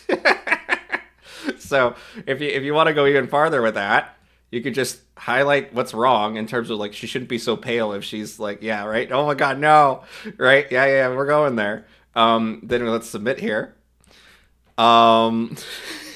We went from innocent schoolgirl to Johnny Rocket's innocent schoolgirl, of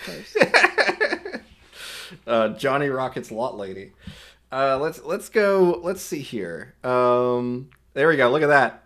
Look at that. Okay, hold on a second. I'll go ahead and up-res for this with but like you can't really have Flora without a tramp stamp though. Like you got to put the tramp stamp proper back there. That'll work. Let's move on from this though. I am going to share this. Okay. But I'm gonna leave it at that. Let's go ahead and copy this. Oh no, it wasn't me. It was all Midjourney. It is all Midjourney. Yeah, I had nothing to do with it. Nothing to do with it at all. I'll post it in VC Create for you guys, just so you guys have it. This is exactly why the doves cry. It is. But if you guys want a closer look at that now, you can you can see what happens as we start to delete certain references, particularly character referencing, and just how much Midjourney kind of fills in the gaps on that. So, is there any other interesting things that you've seen inside of VC Create so far, Rhapsody? Like anything that's kind of... Oh yeah, you just scrolled past the most amazing Floridanian redneck alligator man. Which is this one right here? Yes. Yeah. Yes. I love that. If we now select this, I'm curious how much Midjourney actually wants to de-anthropomorphize this character. As in, if I now select /imagine and we try to not reference anything that's going to lean the results towards like a Florida state trope or anything like that. So let's say in the Arctic, just something like that shouldn't make any sense. Okay. And then we'll do --cref, paste the link for the gator dude here. Is this using Niji? Yes, it is. So I'll do --Niji6, and we'll see what that does. Because I'm curious just how much how much it just tries to remove the gator from him, because of character referencing is going to lean very heavily on humanoid shapes, on humanoid. So the less humanoid your character is, the less likely it's going to work. okay, in terms of being a reliable reference point. So let's go ahead and close all these tabs so I can take a look at these gators here. So, okay, it made it more dog-like in one of them. That's something that's an immediate look at that. It even put a dog in the background. It's probably because of the dog, but yeah, it's interesting that it threw a dog in there. It also put a penguin in there. Yeah, the penguins. Yeah, no, that's mostly because I said Arctic. That is entirely because I said Arctic. But what I'm looking for here is just how much changes, right? And there's actually it's quite reliable in terms of keeping the face elongated, keeping it, because like I try to do these like conflicting or contrasting prompts to see what gets influenced and what doesn't from the character reference. So now that I know that this at least works for like the gator face, right, of all this, because sometimes you get lucky. Like if I just write, in the Everglades, there's enough reference footage or enough reference information about the idea of the Everglades to go, okay, this is a gator now. But if I said the Arctic, it could have, if it's just going for a generic animal face like it did with the dog there, it could try to reinterpret that in ways I didn't expect. So that's why I tend to run these sort of conflicting prompts first, just to see how well it manages to merge all these concepts together. And I also do a prompt within V6 if I'm doing an AG prompt, because sometimes I get better results when it comes to establishing an environment or a world with V6 as opposed to... Are you trying to jack that car? Yes, you are. You're a car thief. Because it's GTA. That's right. So, hold on. Hold on. If I do a custom zoom here, and then I grab Victor's character reference really quick, and then add this character reference, okay, and then I'm going to say speech bubble depicting him mansplaining how to break into a car. And then okay, speech bubble that reads, "You're doing it wrong." And then just hit we're gonna see how well it shoves Victor into this scene. Are you trying to jack that car? Yeah. Gotta head off. Thank you for your time, Victor. Appreciate it. JDRS, thank you so much for coming on here and spending time with us and prompting. It's so much fun to have the regulars come by here and just hanging out with us, because it makes it totally worth it for me anyway, because it's one thing just to kind of prompt things for you all in a vacuum, right? It's a completely different thing to collaborate, to like make things together. It's just so much fun. But you can see here that as it just gave her my legs for the most part. Okay. But you can see my hair is in the reflection of this car right here. Okay. So I'm going to up-res this one. And then I will do an in-paint here. Now, this is a great opportunity, I think, for me to mention. Shadows and highlights break your in-paints. As in, if you are trying to in-paint something and you're not getting the result that you're getting, it's most likely because there is a shadow or a highlight nearby of what you're in-painting that dictates what is in the image. As in, like, it has to justify why there's a shadow there or why there's a highlight there. So oftentimes when I'm in-painting, I'm also trying to get rid of the shadows that accompany whatever I'm in-painting, because that's going to simply encourage more likely the thing I want to be in the frame as opposed to not. So what I can do here is I can just kind of in-paint around her, and it's like... I actually do like the speech bubble here, but I can kind of just in-paint around where the tail of the speech bubble is to make it not point at her, and then grab a little more here. It says, "You're doing it wrong." And I'm just going to grab everything like that. Okay. And because my hair is already over here, I'm hoping that it encourages the result to also have me standing next to her. But the real way to get this to work is, now that we have all this here, we're gonna add to the top of the prompt here, 2 people carjacking, and then hit submit. The reason being is that you're actually describing the final image that you want to see whenever you're prompting. If there's suddenly a new person that you're trying to add to the scene, you need to start describing your shot as now a shot depicting two people, or a two shot, or whatever. Anything that better describes two characters or three characters or however many that you have. Just know that the more characters you add, the less likely it's going to work. Okay. So there you go. There's me. And I'm certainly being a jackass, which is totally in character for this. But now you'll see that there's a little bit of like, some style inconsistencies, right? Between Victor and Gompasta's more realism, or painterly realism, than what was here before.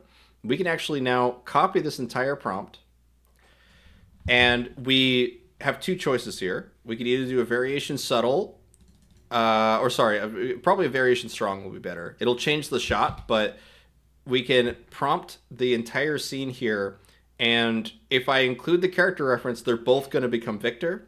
If I include her character reference, they're both become Gompasta's character. So instead, we can just delete the character reference entirely and see how it interprets this scene. But I will say that this is a prime opportunity of where I usually am deep diving into the randomness of it all, the RNG element. The reality is this is an opportunity to actually do what Rhapsody does, which is to refine what you're actually writing in the prompt. Because we're essentially not working with any image references right now.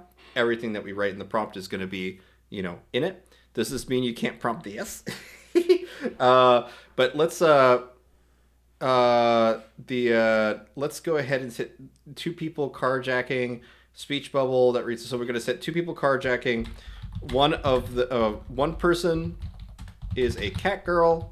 The other is a black-haired, spiky black hair, a lanky goth. Yeah. Just some notes for that. It is better to actually type in the location of the persons on the image in the sentence. Oh, I yeah? also make two sentences out of it, just because the location is separating the information, and the separate sentences for each person is also separating out information, and that helps Midjourney to just make two characters with the correct style, like being the correct person. Right. All right, so let me go ahead and submit that then.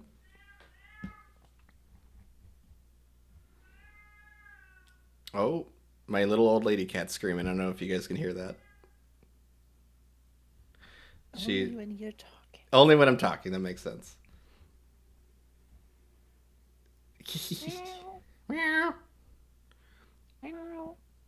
Okay, so this is the variation strong with the description here.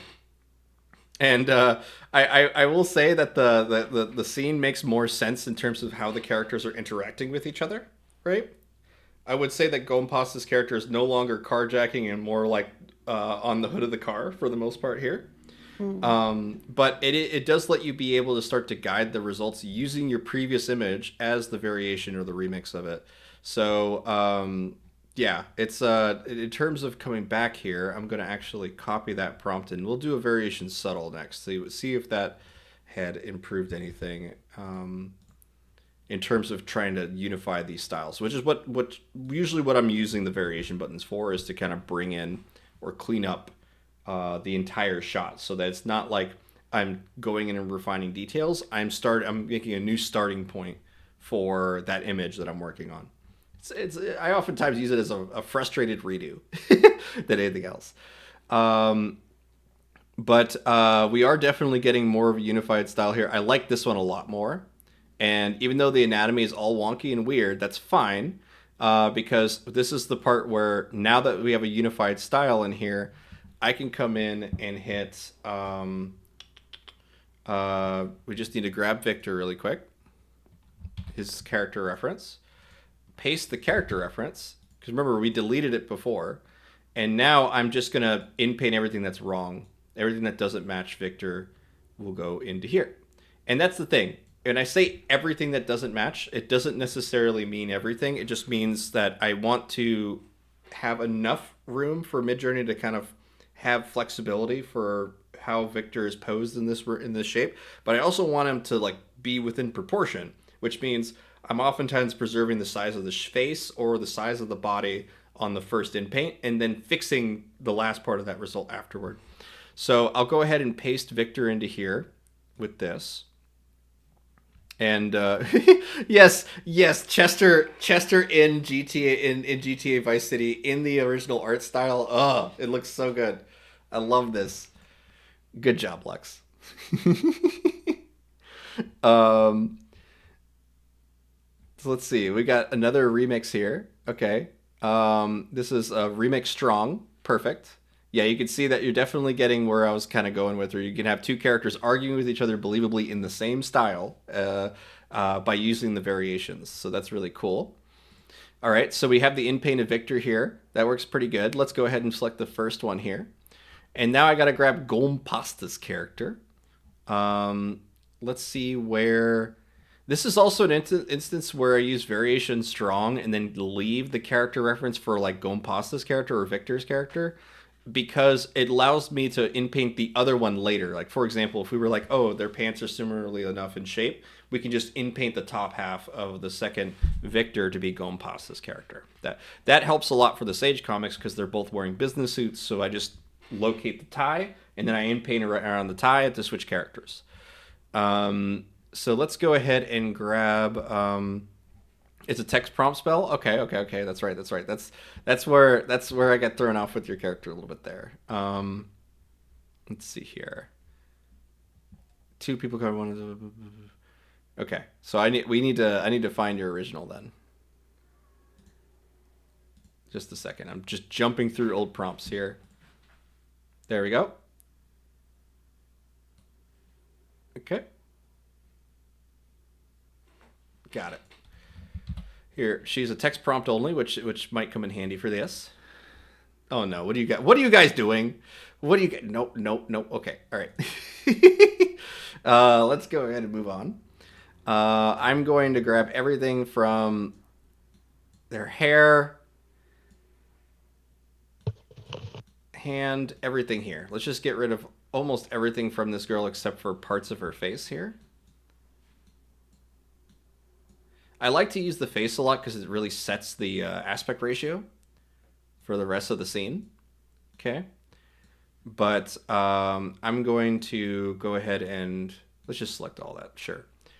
And then I will go ahead and paste her prompt, her word only prompt into there. And I could use it as a multi-prompt by putting : in there to separate these two concepts. It'll probably blend them together, but we'll give it a try here.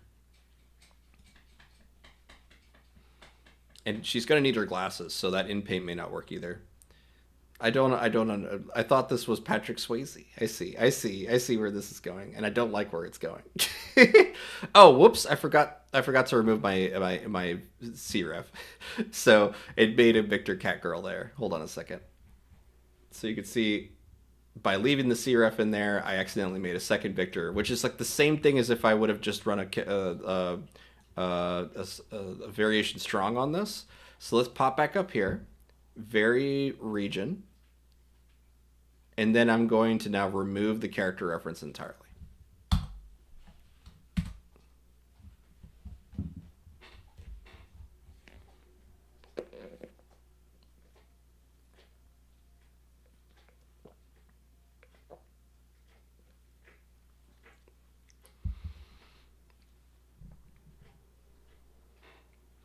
Oh, it added a second face next to her. That's interesting. So you could see that the in-paint just didn't really bleed because I think because of the glasses, really. It just didn't really bleed, so it was like, just throw another character in there. It's not really carjacking anymore. It's just kind of trying its best to kind of shove something into there. So I'm going to instead do this a different approach here. Let's make two Victors here. Or is that what you did here, Nixie? Yes, it is what you did. Awesome. So it's a lot easier to just kind of like this face of Victor on the bottom left here, just like duh or whatever. Like okay, this is the scene. Nia is coming in, and she's gonna try to break into that car. She's completely focused on, intricately unlocking the car and all that. And then it's just cut to there's a driver in the car, and he's looking at us and he's criticizing her inability to carjack him. Uh, that's the joke I get just by looking at this face. Okay, so if I particularly if I just grab Neo, I'm going to use a character reference. Okay, I know that it's all word prompts and stuff with you guys, but I'm going to grab a character reference for Neo really quick here. 2 seconds. Inside of the character portal. You have an old one. I'm just gonna grab one from recent. It doesn't have to be that. Doesn't have to be that original or whatever.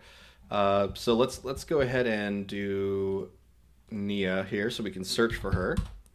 Nia, there we go. And I am going to, you know what? I'll use the one where I made her sick. Okay, just to.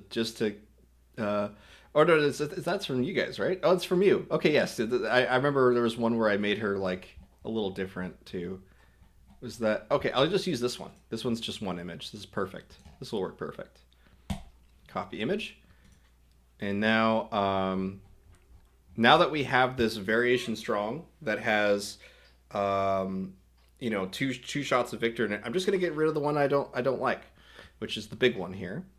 And we're going to instead say that she is carjacking him, just to kind of get us something here. So let's in-paint the inside of the window a little bit here, and then in-paint the outside of the window a little bit, making sure we just leave a little bit of the car frame that's here. And then let's also get rid of the tail of the speech bubble, which it already is, and then we'll add it to him here. Just try to encourage that to be a speech bubble just by in-painting that little area that's here. Okay. And now I'm going to say South Florida Cat Girl and Emo Man. That's funny. Emo Man. Let's do South Florida Cat Girl breaking into a car. Okay. And I won't worry about the speech bubble because it's already in the frame. Most of the stuff, including style reference and character reference, as long as you see them in the shot, you oftentimes don't need to include that parameter anymore because it's going to most likely reference that part of your canvas in the future when you expand or do in paints. So let's go ahead and work with this and see if we can get Nia in there. So we have her image pasted. It's at a character weight of 75. So we're going to allow a little bit of flexibility on that and hit enter. And let's see what we get.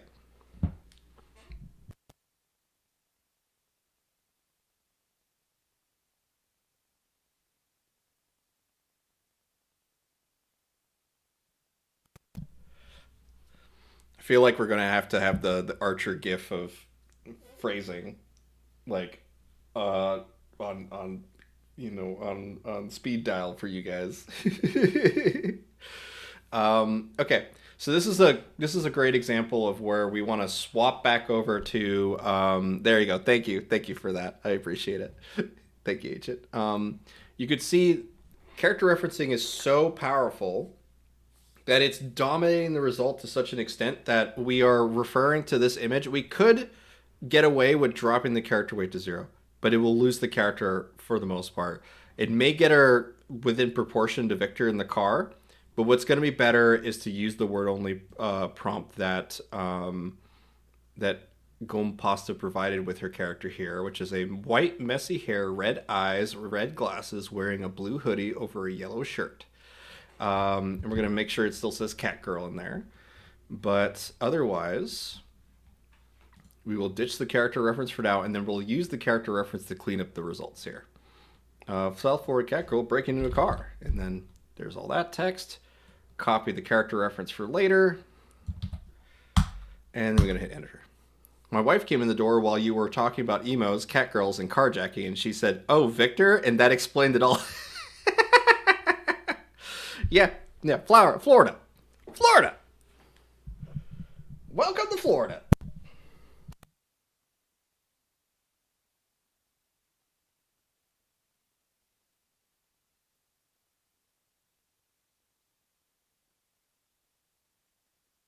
Chester yelling phrasing. Okay. So we definitely have a little more like in action like sort of scenes here, right? But she's still like horribly oversized, right?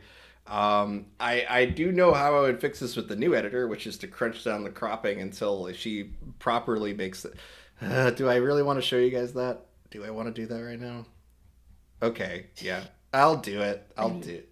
I gotta do it. What were you gonna say, Rhapsody? Sorry. You still have time.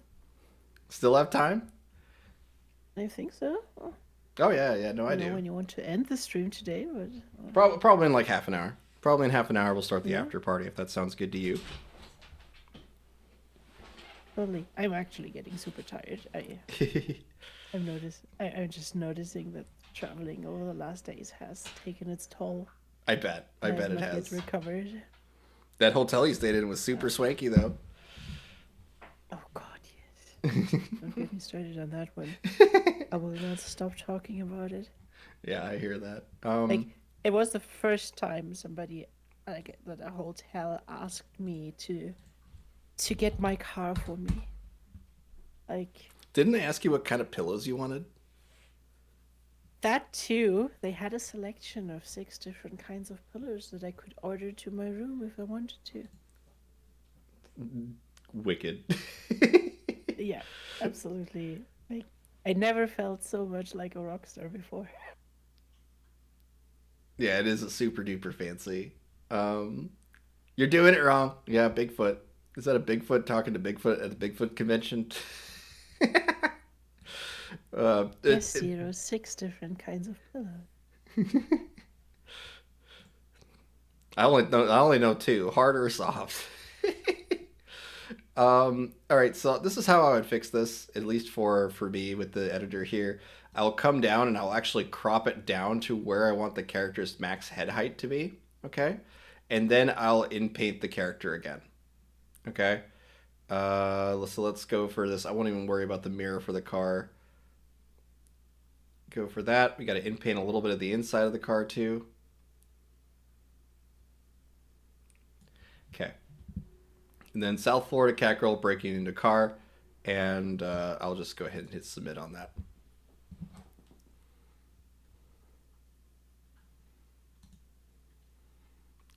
Just like it is with aspect ratio, like during the streams, it's super important to recognize that your aspect ratio actually dictates a lot of the composition of your frame without really forcing a specific composition using image weights. So she is instantly so much smaller, but she's still not like we're gonna still have to re-roll this a couple of times to get her to be at least within proportion to him. The other option is to Photoshop it to where we essentially establish the size of the characters, do the exact same thing we're doing now, but we include an image prompt that has both characters at the right size. We'll probably get it just by re-rolling, but it makes more sense to me anyway to let's see here. Yeah, she's still real big in all these, even without a character weight on there, so a character reference. So let's go ahead and try to force this scene a little bit. So I'll download one of these images, whichever one doesn't really give me a lot of work to do. So let's do this one. I'm just going to copy this for now. I'm going to open up my tablet here, paste this. I'm going to grab, first we'll get rid of Gompas's character for now. I'm just going to use Photoshop Beta here. You can use Midjourney for this. That's fine too. The point is that when Midjourney fights you, Photoshop is the backup tool. Photoshop has a lot of neat generative tools that lets us do some pretty advanced stuff. Some stuff can be done better within Photoshop, but It really depends on what you're doing. If you want to have that level of control Photoshop gives you, it's great, but also it doesn't have the brain that Midjourney has. So when you do generative infill and things, you'll notice the quality drop pretty quick, especially when you start writing things into the prompts here. So what I'm going to do is I have now a blank because I didn't write anything. I just inpainted around it. Now I'm going to grab an image of Nia. Let's hop ourselves over to the character portal here. And I'm just going to grab really any picture of her. It doesn't really matter too much. It's just, we're just establishing her scaling. Okay. So I could even grab this one. That's fine. Grab this image. It doesn't have her glasses in full, like she's missing parts of her glasses and stuff, but it's fine. It's fine. We're not really doing anything too critical. What we're doing is we are opening up in the tablet here. Now this image, and essentially what we're doing is just going to isolate her from the background first. So let's grab these little blue splotches, delete that. We'll probably get rid of her soda here in a minute too, but I just want to make sure the character heads are about the same size. So let's go for something like this. Okay. And then let's go ahead and get rid of this background really quick. So we grab the car here, merge that into one layer, select our background, select this blue. I'm going to make sure this little fake signature that's down here, this little hallucinated signature, is also gone. Okay. And I'll invert that and then put a mask on it. That will let me be able to put her behind the image here. But why does she turn green when I do this? Hold on. Oh, I accidentally selected her as part of this. So let me go ahead and turn her off here. Green, green, and then mask that as well. Is that Michael doing phrasing? Thank you, GoPasta. I appreciate that. All right. So now we can drag her down underneath the car here. Grab this and let's mirror her. Let's see what happens when I mirror her really quick. Mirror horizontal. And it's like she's reacting to the person in the car now. That's good. And I'm just going to get rid of this arm entirely. Just so that we get our little puppet here. It makes sense for me to infill, like just gen infill the top of the ears here just to get us something there. Because that will set up the top of the canvas here. You guys will see why I'm doing this in just a sec. Okay. It's such a neat trick to just not write anything in Photoshop Beta and get so much better results because you're only relying on what's inside the image here. And so now I am missing the car glass here, so I want to come in and do one more layer on top of all this. And for now, I'm not going to worry about the translucency between her and the glass. I just want to emphasize that this is the scene we're aiming for here. Okay? I'll now smash this all down.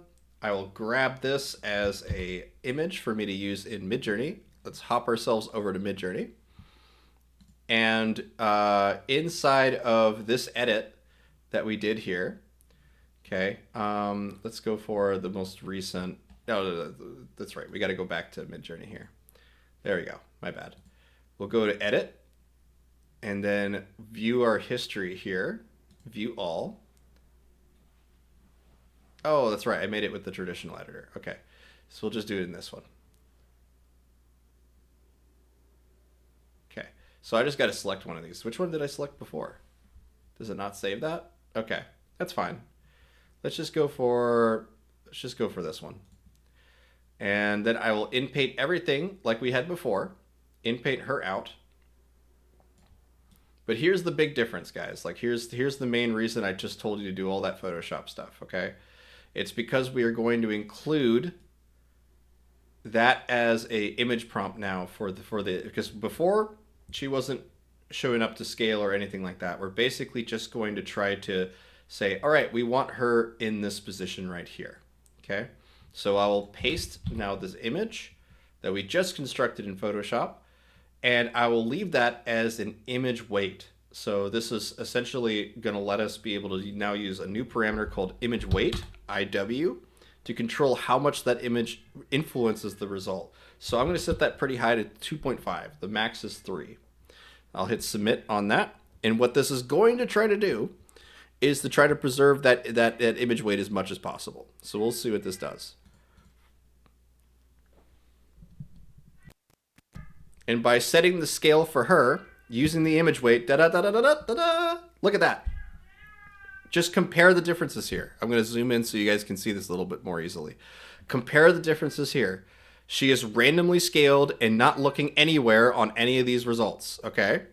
But on this result, all 4 of the results, she is at the correct scale for reacting to the person in the car. At least mostly correct. You could always do minor touch-ups inside of Photoshop and stuff afterward.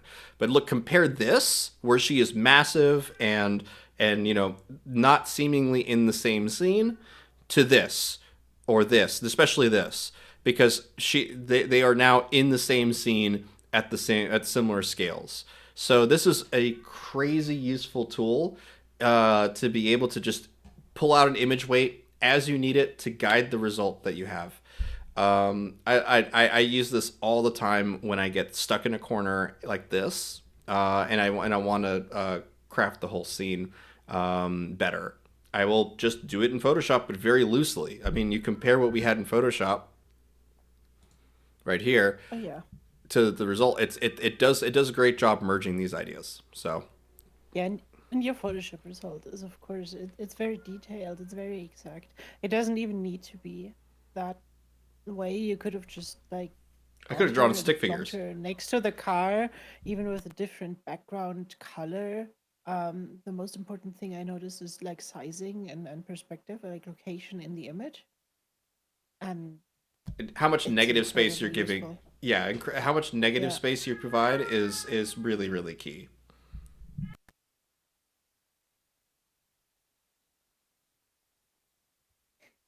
Alrighty, so from here, what is it?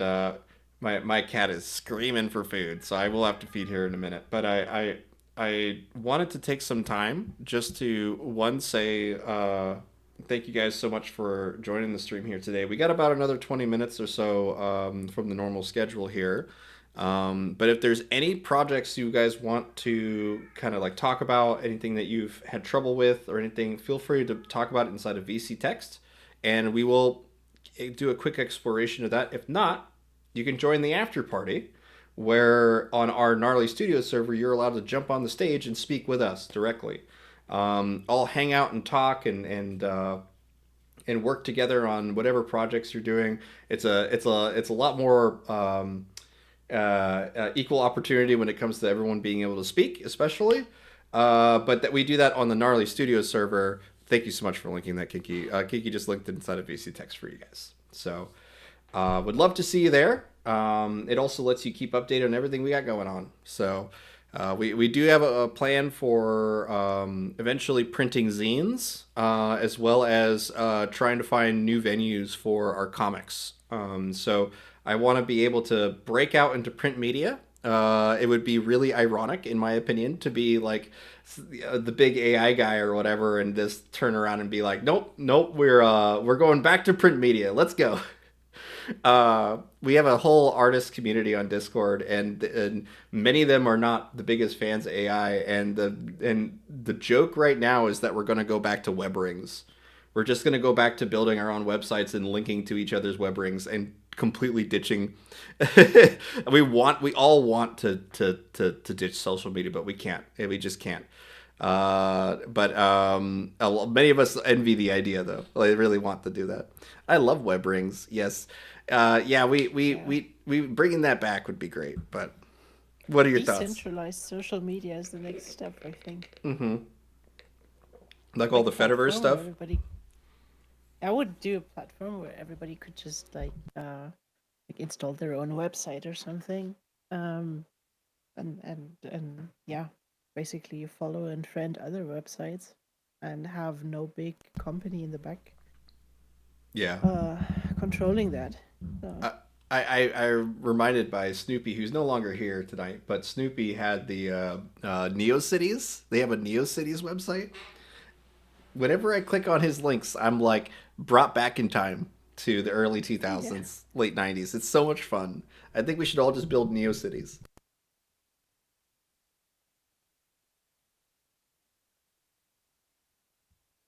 Yeah. Let's see. Reminds me of something I saw on Reddit a few weeks ago and sent to one of our web devs. Ooh. What did you send to the web devs? Gave Agreed. Mastodon a try last year. And if I can't use social media drunk, I find I don't want to use it at all. This is brilliant logic. I am with you. We use to test our web UI with friends after they've been drinking alcohol. It's a fun way to get user feedback. Yeah, I bet it's a fun way. 100%. Oh man. The what is it? If you guys have anything like interesting that you guys are like particularly interested in like working towards too, like if there's a piece of media that you really like, feel free to share it. I mean, we riff off of stuff all the time, by the way. This is also the perfect time if you have a prompt or a project that is stuck. If you have a specific goal in mind that you want to achieve, to get somebody to look over it. So this is your chance. Yeah. Otherwise, you're just gonna be looking at Florida Vic in Smash Brothers or something like that for the next couple. Yeah, I'm happy to explore whatever though. And Cheshire Cat Man. Oh God, I'm gonna get nightmares from that one. You should watch the video that we made in the event the other night.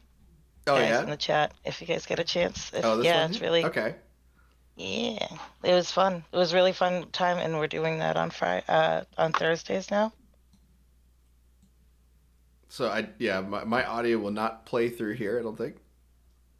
But we can at least look at it. Look at them skellies go.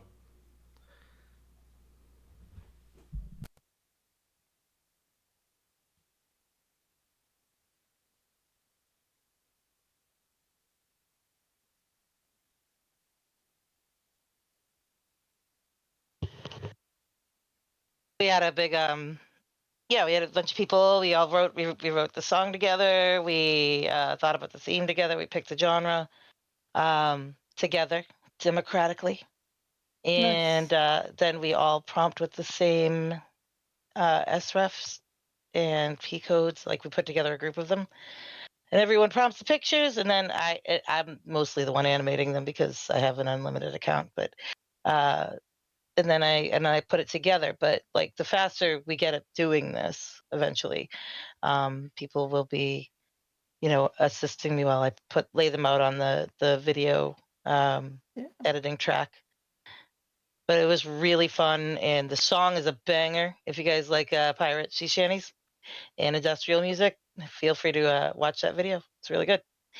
And the name of it is actually "And They Told Me I'm a Space Alien," ironically, because somebody came in late and they hadn't been able to participate much, and they said that's the name of the song, and we said okay, because we wanted to make sure that they got to do something. And there are a few aliens in that video. They're like a lot of the scenes are the ships being abducted by aliens and stuff. I like the talking cat there. Thank you. He's a cutie pie for sure. But I just wanted to give you something, show you something that we were working on. It was fun. We have another one. Like, I'm currently making the videos for the next one that we started yesterday, and then on Friday I'll have that one ready, or Thursday I'll have that one ready. Oh, it looks great though. It's so much fun. Thank you. What time is that event on Thursdays? It is. Hold on, let me give you the link.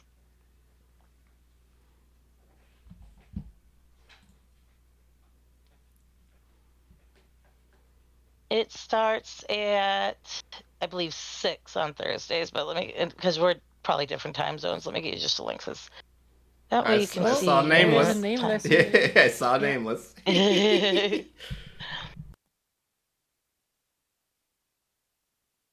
called the Midjourney Music Video Jam, and that event takes place at 5 p.m. Eastern. Here's the link to that event.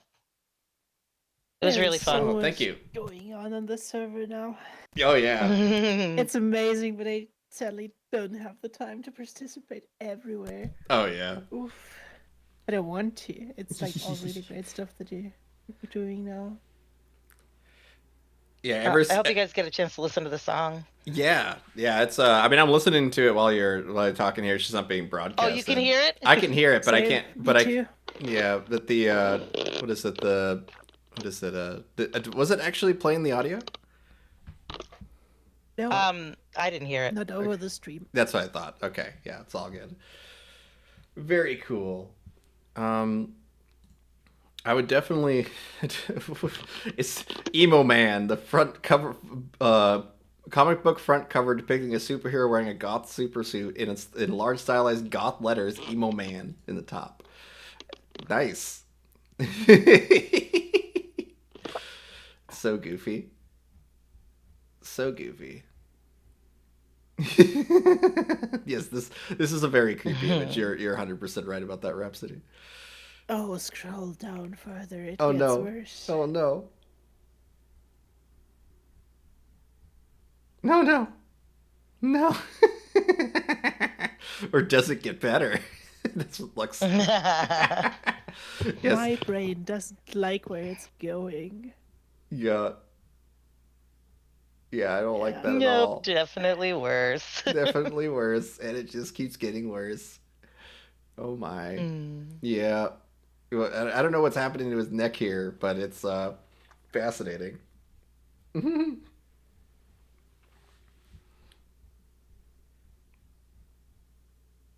Yeah, I'm not a fan of Cheshire Cat chest. Exactly the one that comes after the gift. These are just poison. That used for to be me. my nickname as a Holy kid. shit. Yeah, these are amazing. Hold on. Oh. Yeah. Oh God. Oh God. There's a what is the there's like a is it a Goosebumps episode where there was like a haunted puppet, and I know the Puppet Master movie series. Yeah, That's you're what talking about Slappy. Slappy. Yeah. Hmm. Oh man, I have weird fond memories from random episodes of Goosebumps. I really don't like the teeth. The teeth really bother me from this, where it's like Yes. it's not a Yes. mouth. It's like a plastic contraption that makes the mouth. Oh man, Yeah. that's a whole It's like new a level of mask. it's a whole new level of cursed. Did you miss me? Yes, yes I did. In fact. Did you miss me? Meow. Meow. You can copy that. Meow. Copy that image. Copy address. Do variation strong. We'll try to set the aspect ratio to match. Okay, so like AR, that looks like a 21:9 to me. And then paste that image on that GIF on the front of this. And then we have to just redescribe the prompt to be like rising out of bed or something like that. Let's do rising from the bed behind the child. And I'm sure this is going to break like crazy because the character references in there, so we're probably going to get a childlike, demented Chester, as he raises up in the background. But we'll see what happens. Okay. He just replaced my cat. He's just cat. Let's go for the fourth one, sure. And then you just inpaint the mouth. And we could expand that too, but I'm just gonna inpaint the mouth. That's very much cursed.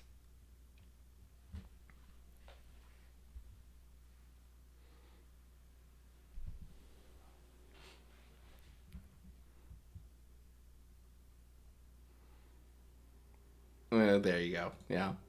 So yeah, if you leave the image weight in there, it's gonna make it just bring it right back to realism because of the GIF has so much real people in it and stuff. But we could describe it as a puppet face, and that would do it. Also, get rid of the sheets on the in paint, and that will sell that scene.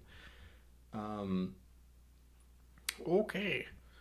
Well, at this point, guys, I don't really have much else. I was actually planning on deep diving a little more into the Smash Brothers stuff, but what is going on here with Yona? Uh, why? Oh God, this is great though. Like the shrunken heads, like from Beetlejuice and stuff. Yeah, that's what I'm getting there. Oh yeah. Still though, this is awful. Like this is just a new. I don't know what kind of horror this sort of interlocking teeth. I'm gonna call it teeth joinery. This is, but this is awful. It's like a smile mask where somebody didn't like understand what a smile, They've never seen a smile once in their life. Yeah, Yeah. Like they're a like miserable somebody person. explained to them it's like the lips are kind of open and you can't see the teeth, and then you think, okay, it just looks like this. It's So like it the goes medieval on top and depictions of a bottom. lion.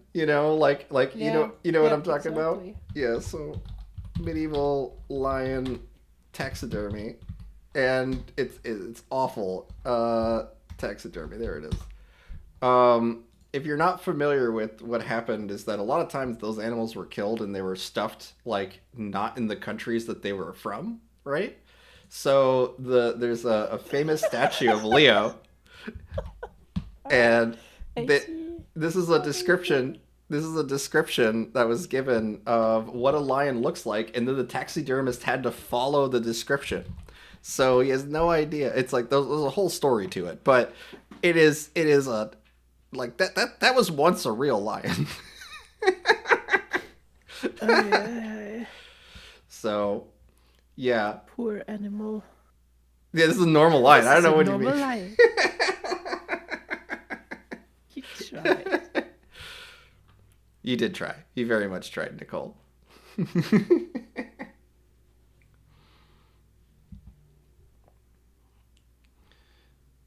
This poor thing. Yeah, poor thing. Yeah, I would not recommend. Oh no, what is? Yeah. Yep. Yep. Yep, teeth joinery. Tooth joinery. Tooth joinery. Oh no. Oh yes, frizzy cat. That's a much more appropriate for that. I actually have a emoji of that lion, and his name is Tryon. I'm And trying. like that's what I have to type to get him the Tryon. That's amazing. Troy and the lion. That's great. That Oh no, there you was go. like one of the first emojis I made. Oh, there you go. There it is. And when you run it as a character reference in Midjourney, it just fixes it. No, no, I like the cat. Like I like that for him. I think that he's got a lot of character. You know. Yeah. What if you combine it as a CRF with the badly repainted Jesus? Oh, there you go. There you go. Yeah, yeah. So like, let's grab. I'll grab this. I'll make sure it's a good close up. So we got to make sure the image is somewhat matched. So like bad painted Jesus.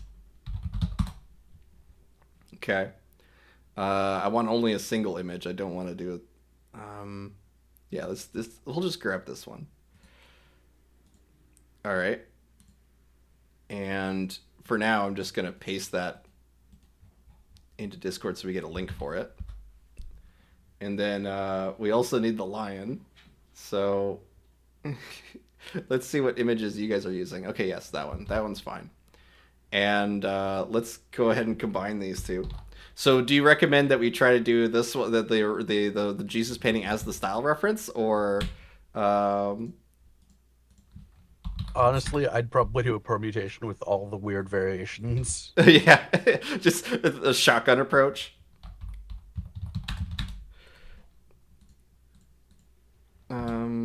and I'll stick with version 6.1. And we're gonna say, what should we describe this as? Like just a painting. I'll just say a painting, and let's see what it does. Lolo is writing /blend. /blend. Yes. /blend. Sure. Why not? We'll do a /blend of this. Oh no. Oh no.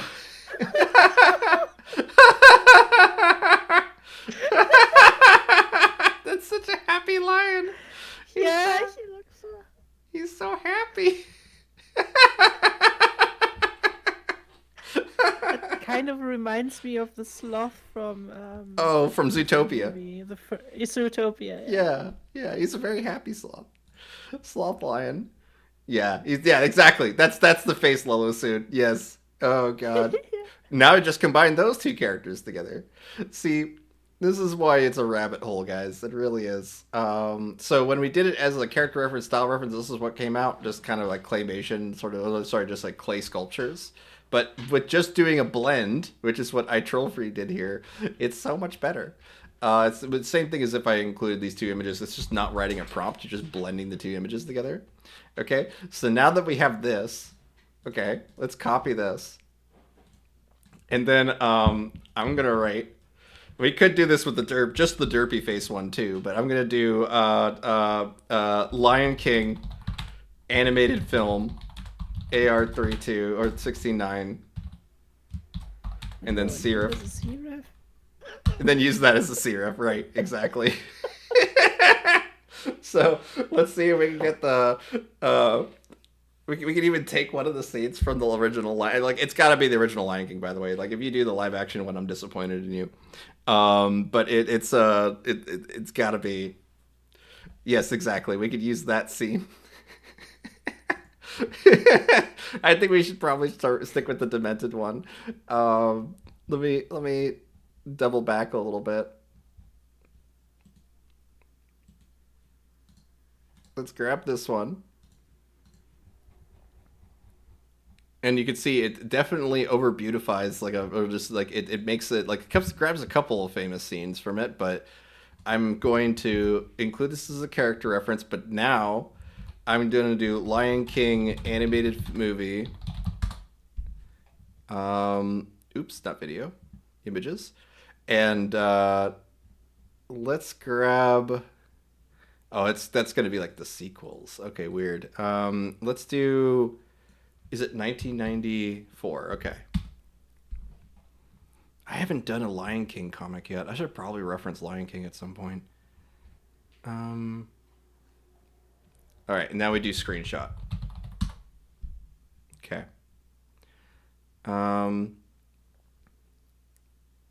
So picking a famous scene. I'm gonna go with this one. Okay. We're gonna copy this at first. And I'll use this as a style reference. I'll submit this. But I also want to now come into the editor here. Midjourney editor. Just to try this out really quick. We're going to go edit from URL, paste the URL. Okay. And now I'm going to grab... what is his name? I forgot what the name of the young the adolescent lion is, but I'm gonna grab him here. Grab this. Simba. That's right, Simba. He's Simba. Grab this. Use this as a character reference. In fact, we can probably grab the close-up of it. Probably better to use the close-up. Yes, this close-up particularly. I'm gonna grab this close-up and then say animated film about lions. Sure. And that's character reference, and now we hit submit. We'll see what we get off of this. What did you guys write here? Collect. That's great. Stop it. I'm in tears already.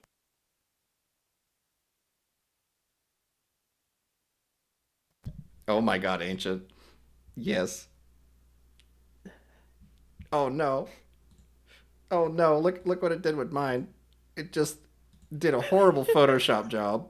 Oh no. Oh no. Okay, let's just do bad taxidermy. Okay.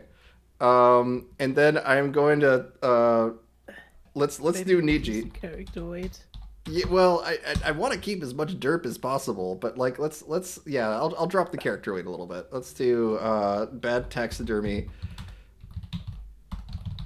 animated film. I'm not going to reference lines at all because I want it to be as demented as Lion possible. King by Guillermo del Toro. Bad taxidermy is one of my very favoriteest things to prompt. Good. But yes, I will drop the character weight a little bit. Let's do 70. We'll see what we get off of these two results, and then I'm probably gonna call the after party after that. That sounds like the right move to make. This is a good face to end on. I think is this the bad taxidermy Leo the lion. Okay. Oh god. They're all wonky proportions. Okay. Yeah. One of them looked like Fuchur from the Neverending Story. What I should probably do is just inpaint the entire like mane out of this, but the reality is that we're yeah, just go for it. Just go for it. Sure, just go for it. Just inpaint the mane and call it a day. And you know, like if you really want to go derp with it, you can also inpaint the eyes again and just go like googly eyes, right? That works. Petition to make this the new sticker.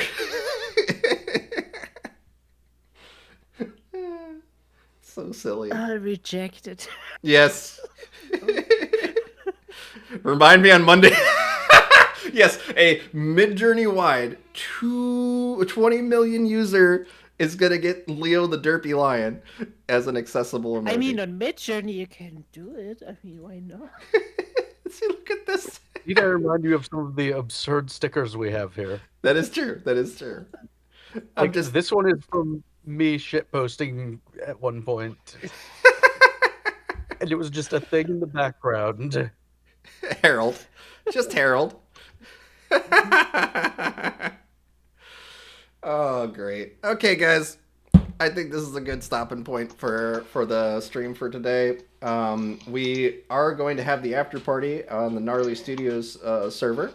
So feel free. Yeah, the OTS is happening. Yes, please make What? it over the shoulder. McDonald's. I think I just got McRibs and I'm McRibs sucks. well, maybe Norse likes.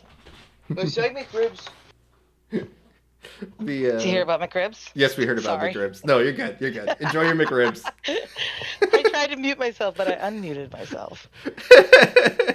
I worked on Adult Swim Productions, and it's just this cringy lion. Yeah. 100%. This is my job now. Okay, guys.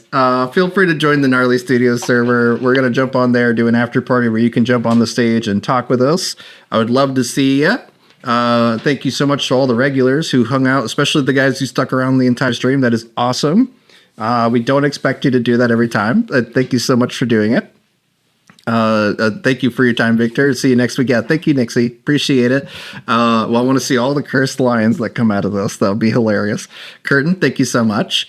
Let's see, Lolo soon. Thank you. Yeah, I'm glad you had fun, man. I did. I definitely had fun with today's stream. This was a lot of fun. Thank you, Gompasta.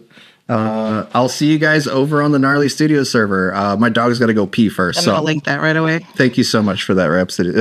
Kinky, I really appreciate that. And thank you so much for Rhapsody for hanging out with us today. Yeah, thanks for hanging out. Yeah. Always. Happy to be here. Yeah, and when it comes to the future and stuff, I plan to do a pretty fun like Christmas related stream like we did last year, coming up towards the holiday. So if you guys want to do something, because that's when we introduced Gnome, was with the Elf stream, by the way. So yeah, start thinking about fun holiday Christmas related things, and we'll get to it. But I'll see you guys later, and see you guys on the Gnarly Studio server if you want to hang out some more. Okay? Bye bye. Thank you guys so much. Later.